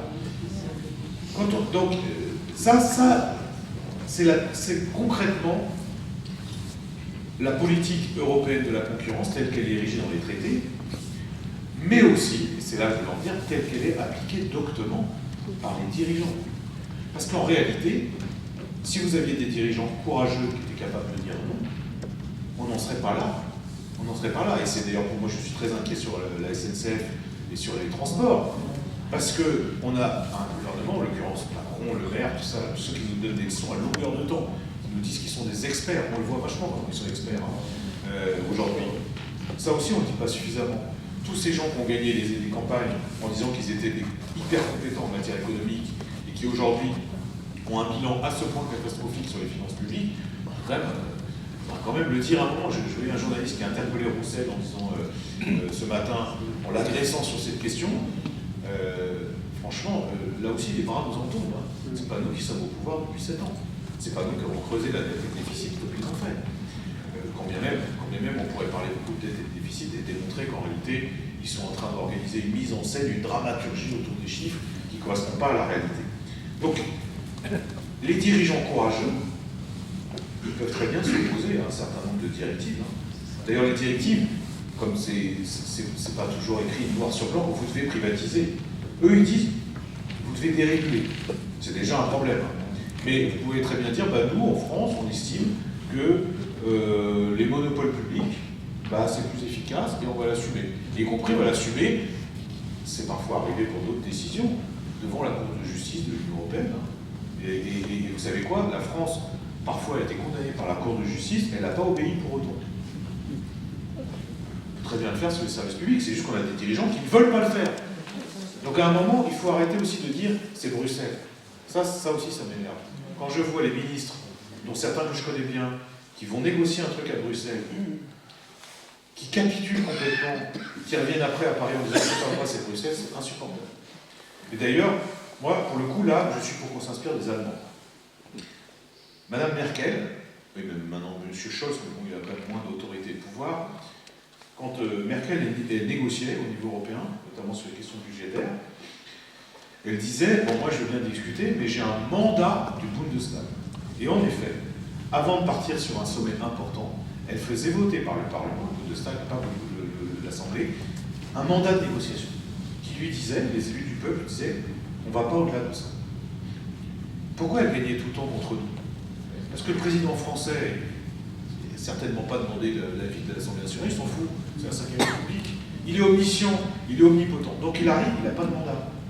Mais résultat, dans le compromis, on se fait toujours avoir, parce que ça c'est quelque chose qu'il faut...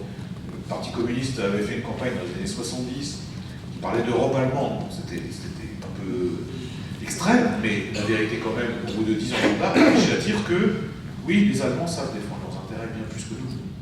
Parce qu'on a des gouvernements qui se succèdent et qui, au nom justement du couple franco-allemand, sont prêts à capituler sur des questions essentielles.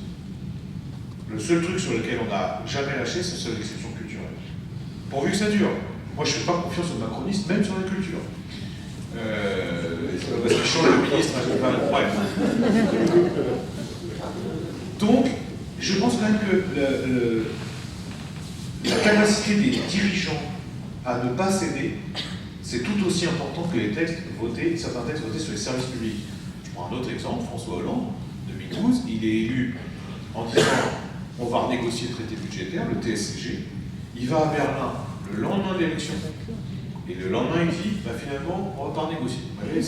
C'est sûr que ça ne nous crédibilise pas beaucoup par rapport à nos partenaires. Donc là aussi, moi je pense qu'on devrait, je parlais de démocratie tout à l'heure, mais ça me paraît un sujet très important. Autonomie alimentaire. J'ai par devers moi un tableau, mais je ne peux pas le faire circuler, qui montre que la France peut être autosuffisante d'un point de vue alimentaire dans quasiment tous les domaines de l'alimentation aujourd'hui, sauf sur 2 produits, le riz, les fruits exotiques. C'est les 2 seuls domaines dans lesquels on ne pourra pas être autosuffisant. Mais pour tout le reste, le blé, l'orge, jusqu'aux fruits et légumes, en passant par les bovins, les ovins, les caprins, on est en capacité, nous, parce que c'est un grand pays commercial, d'être autosuffisant. D'ailleurs, dans certains domaines, on l'est déjà. Les céréales, par exemple, non seulement on est autosuffisant, mais on exporte. Je disais tout à l'heure, la volaille, on l'était. C'est aussi parce qu'on a joué le jeu absurde de la mondialisation des échanges sans aucun contrôle qu'aujourd'hui, on n'est plus. Les bovins, on l'est quasiment encore. Mais évidemment, on est à 99% autosuffisant.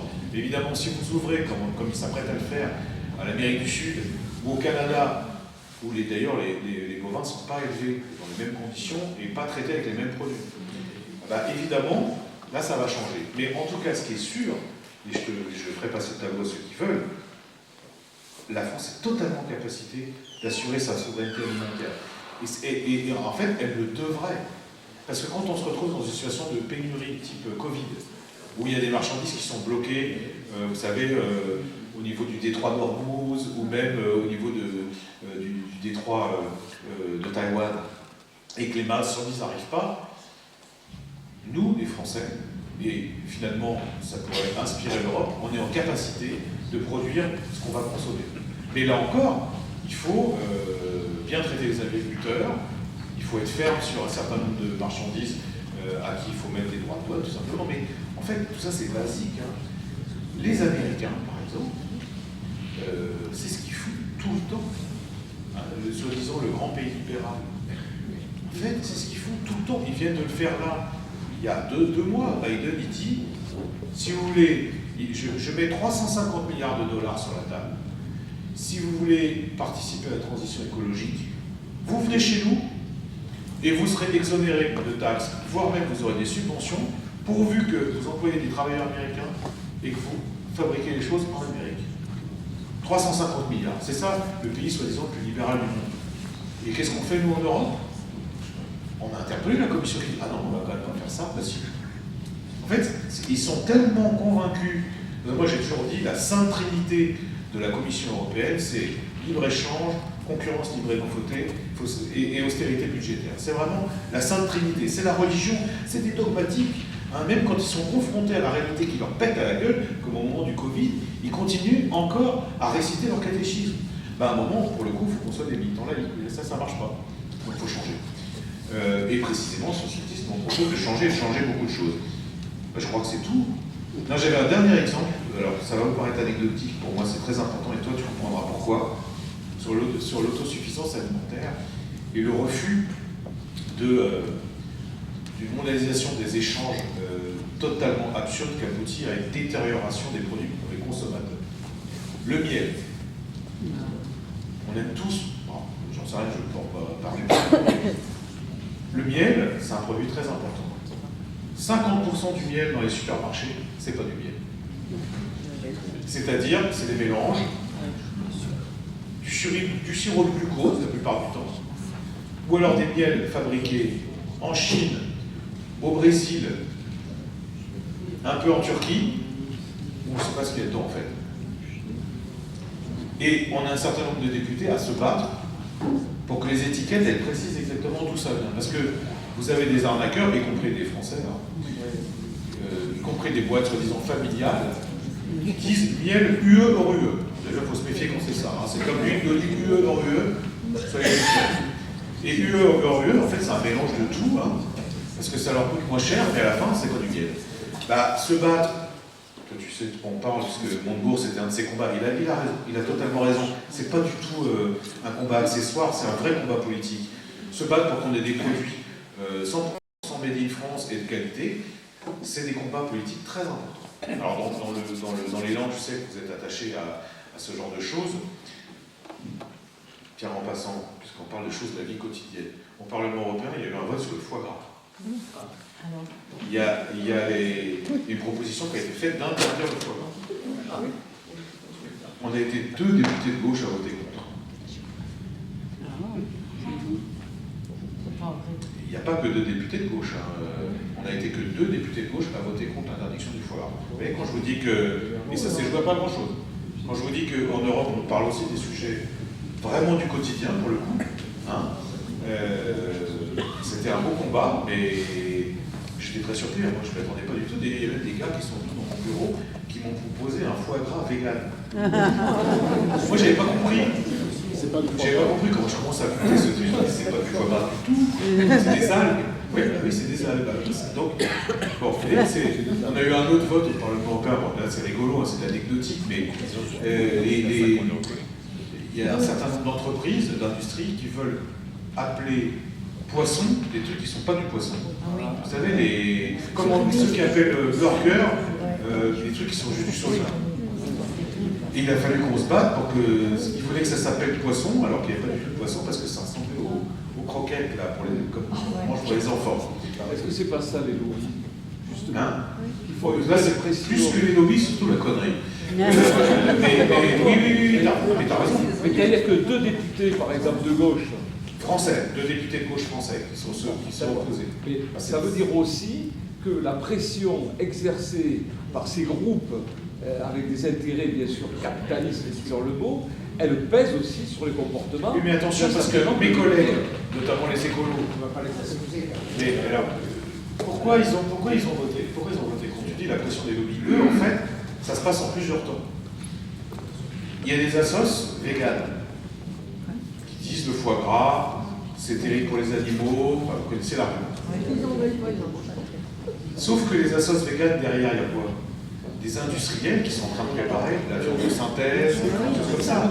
Mais parfois, tu as des militants, enfin, il ne faut quand même pas leur jeter la bière, il y a parfois des militants de bonne foi, comme les militants pour le bien-être animal, qui sont de bonne foi, ils disent meilleur, mais ils ne voient pas que derrière, il y a des industriels qui préparent la grande reconversion, c'est-à-dire le fait, ça vaut pour le poisson comme pour la viande, de transformer tout ça par des produits, alors soit végétaux, soit carrément chimiques. C'est à nous d'alerter, d'être suffisamment vigilants. Mais bah, c'est un combat qui est toujours recommencé. Parce que ce genre de truc, là, bon, ça peut faire rigoler comme ça. Hein. Enfin, derrière, il y a quand même des intérêts à défendre, des salariés à défendre, des territoires à défendre, et des régions entières, comme celle-ci. Et donc, bah, ça vaut le coup d'avoir des députés qui se battent.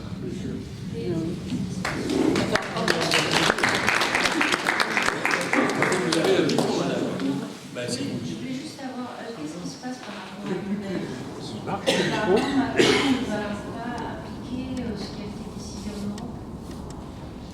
Qu'est-ce qu'elle a dit? Par rapport à quoi? Répète ce que tu as dit. J'ai pris le micro.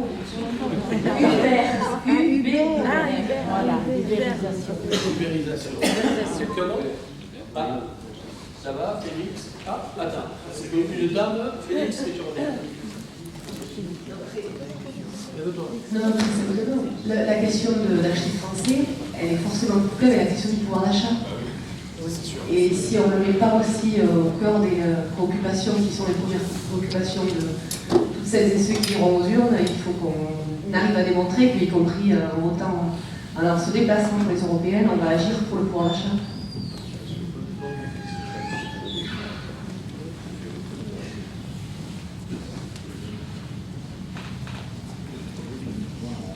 Moi, j'ai une question de politique internationale. Je m'intéresse, comme beaucoup ici, à la question palestinienne, et pas que.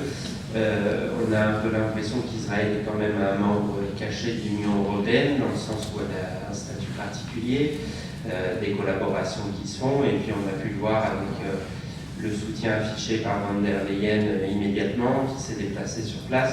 D'autres pays qui subissent des agressions comparables n'ont pas les mêmes égards de la part de l'Union européenne. Et donc je voulais savoir, nous, avec cette liste, quelle sera la politique sur cette question précise.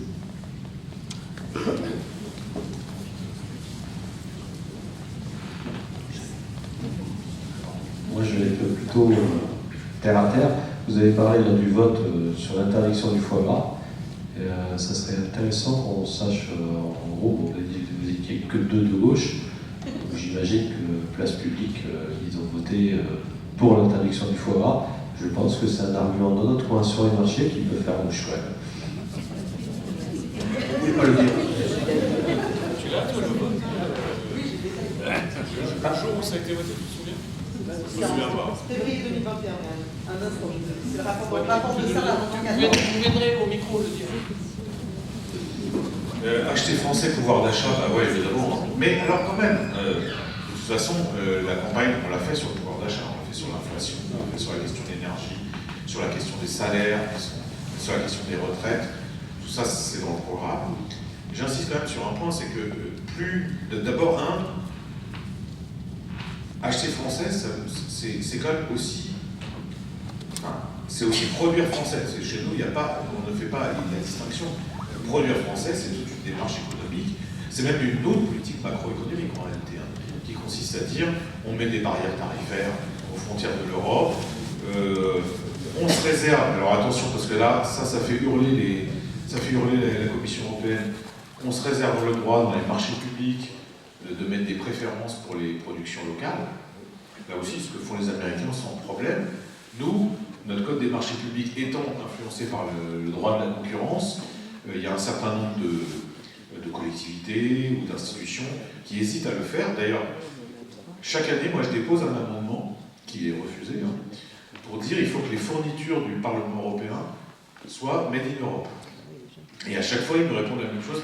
Ah oui, mais ça, c'est contraire au droit de la concurrence. C'est-à-dire qu'en gros, si vous avez un fabricant chinois qui arrive avec des meubles tout pourris, mais qui répondent au cahier des charges parce qu'ils sont pas chers, machin, on les prend.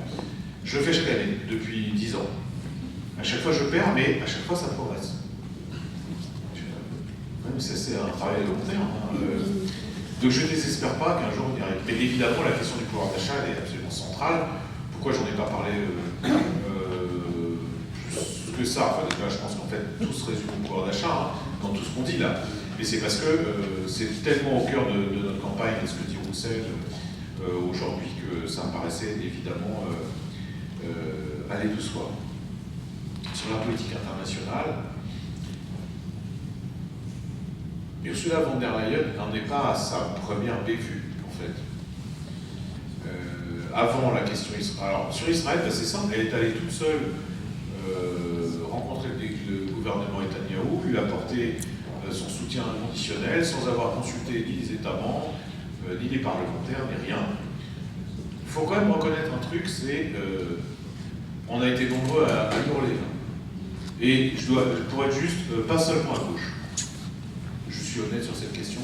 On a été de nombreux parlementaires à dire que ce qu'elle avait fait était totalement insupportable. Et d'ailleurs, lors de la dernière session, donc l'avant-dernière session à Strasbourg, on a obtenu, ça peut vous paraître pas grand-chose, mais c'est une victoire énorme, on a obtenu du Parlement européen qu'il en appelle à un cessez-le-feu immédiat et sans condition. Pourquoi je vous dis énorme? C'est parce qu'il y a 3 mois, je vous aurais dit, c'est totalement impossible. Je rappelle qu'au Parlement européen, la droite reste quand même majoritaire. Et que la gauche est traversée par des contradictions.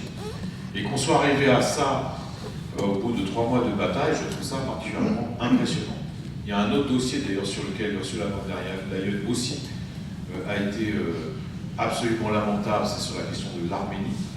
C'est-à-dire qu'elle est allée signer en grande pompe un accord gazier avec l'Azerbaïdjan, au même moment où l'Azerbaïdjan menait une opération de nettoyage ethnique au Haut-Karabakh.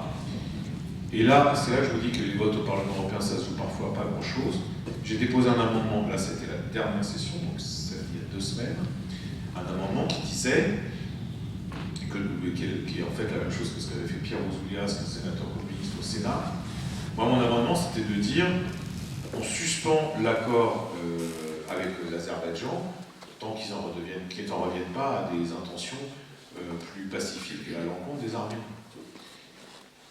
J'ai perdu le vote à 16 voix. Donc 16 voix sur 700 votants, oui, c'est pas beaucoup. Vous savez quelles sont les voix qui nous ont manqué? Les 19 voix des macronistes. Tous les Français ont voté avec nous, même le RN. Les seuls qui n'ont pas voté, qui nous ont fait perdre le vote, c'est les macronistes. En l'occurrence, emmenés par l'inénarrable Nathalie Loiseau.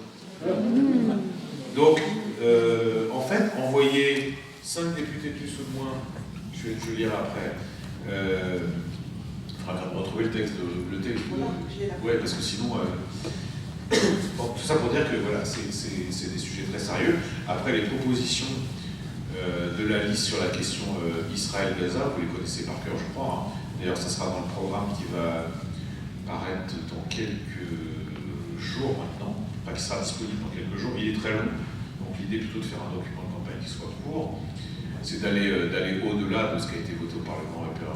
C'est la suspension de l'accord d'association, c'est l'interdiction de livraison d'armes, mais des sujets, j'en suis sûr, parce que j'ai vu certains militants avec des badges que vous connaissez par cœur.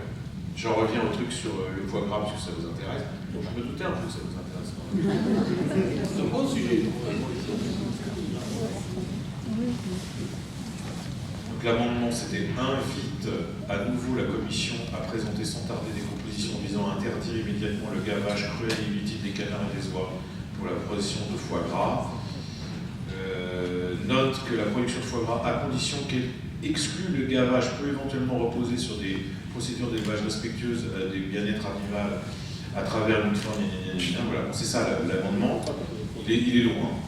Mais en gros, donc c'est les deux trucs à retenir, c'est interdire le gavage, cruel et inutile, et on n'exclut pas d'autres procédures respectueuses des critères de bien-être animal pour éventuellement faire du foie gras différent. Cet amendement a été voté par tous les socialistes sauf un, qui s'appelle Éric Andrieux. Vous connaissez peut-être. Il n'est pas du Gers. Non, il n'est pas du Gers. Hein? Il est de l'Aude. Et pour le reste, je ne vois pas d'autres députés français qui ont voté contre cet amendement, à part moi. Vous en concluez ce que vous en concluez? Il y a 50 oppositions à l'amendement chez les Français, mais c'est le RN et Parti Renaissance. Ouais. Vous ne pouvez pas attaquer le RN dessus à voter.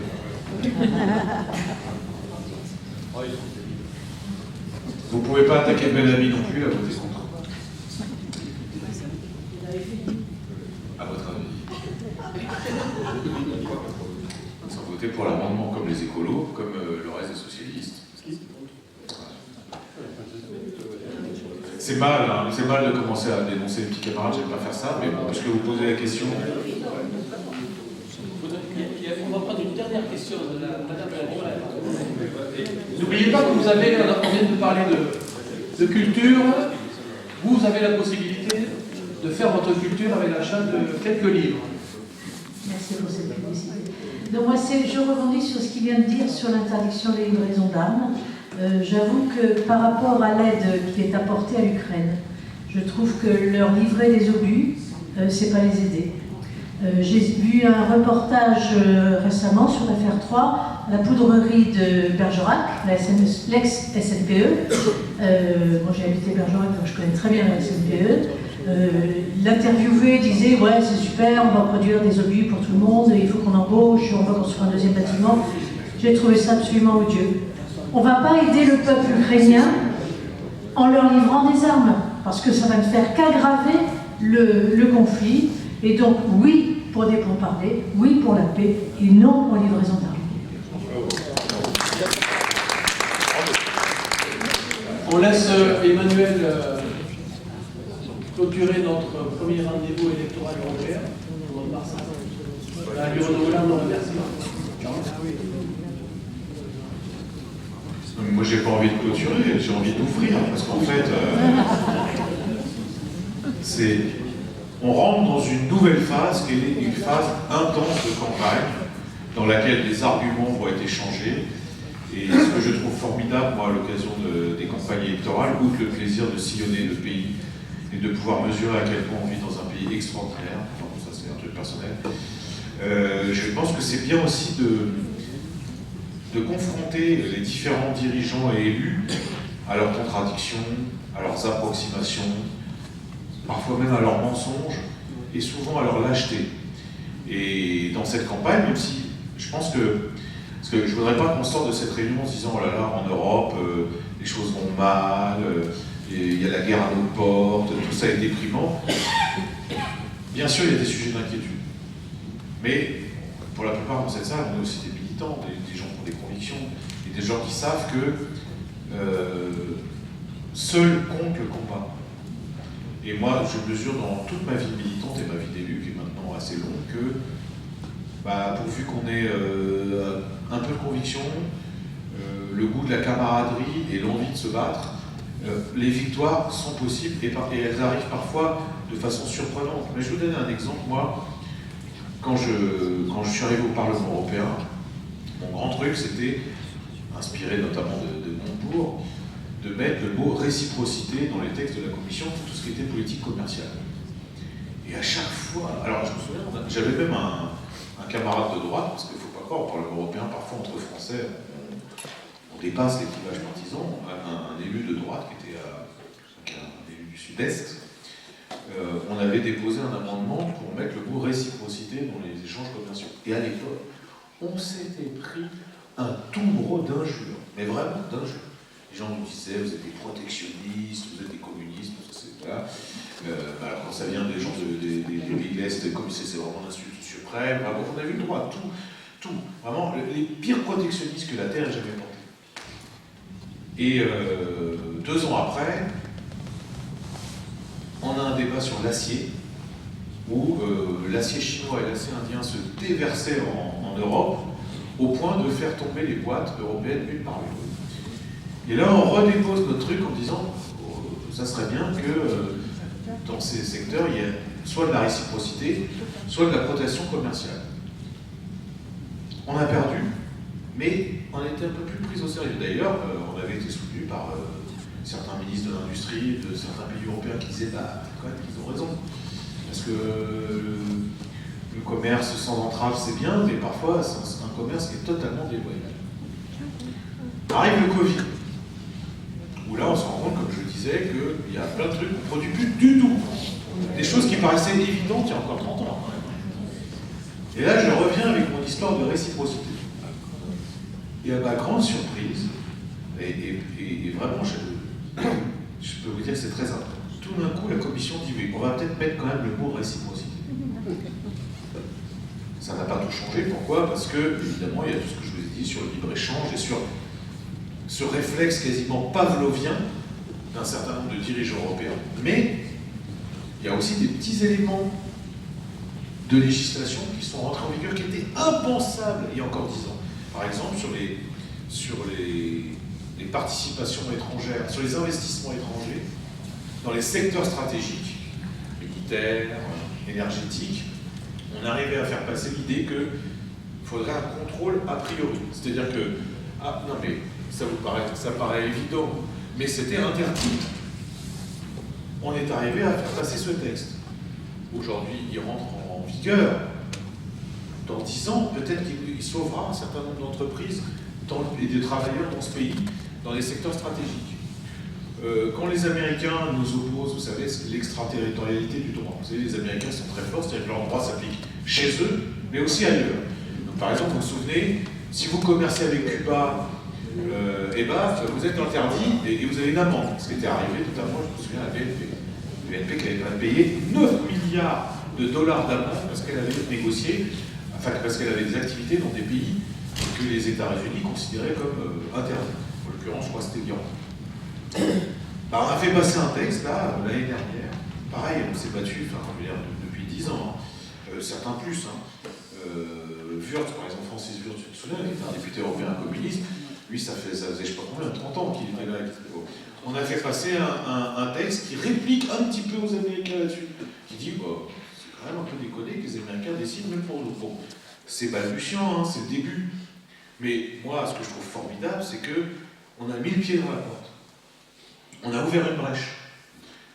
On n'est pas assez nombreux pour que cette brèche, on la fasse péter. Mais quand même, moi je mesure le chemin parcouru et je me dis, si on est plus nombreux demain encore à avoir cette même ligne, à avoir cette même conviction, à être portés par des gens qui eux aussi ont envie que ça change, alors on y arrivera. C'est un travail de longue haleine, enfin vous êtes tous des militants politiques, enfin beaucoup de militants politiques dans cette salle, vous savez que les choses, le temps long, le fait de toujours recommencer, ça fait partie du job. Et à l'arrivée, parfois, mais toutes les grandes conquêtes sociales de ce pays, c'est que ça. Hein.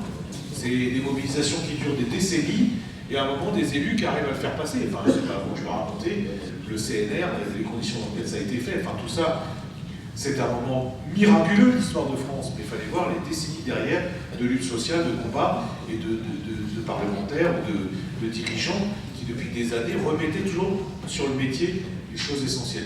C'est possible aussi au niveau européen. On va y arriver, on est en train d'y arriver.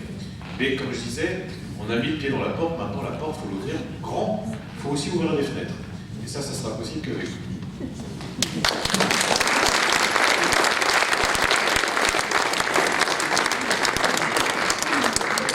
Bien, merci beaucoup.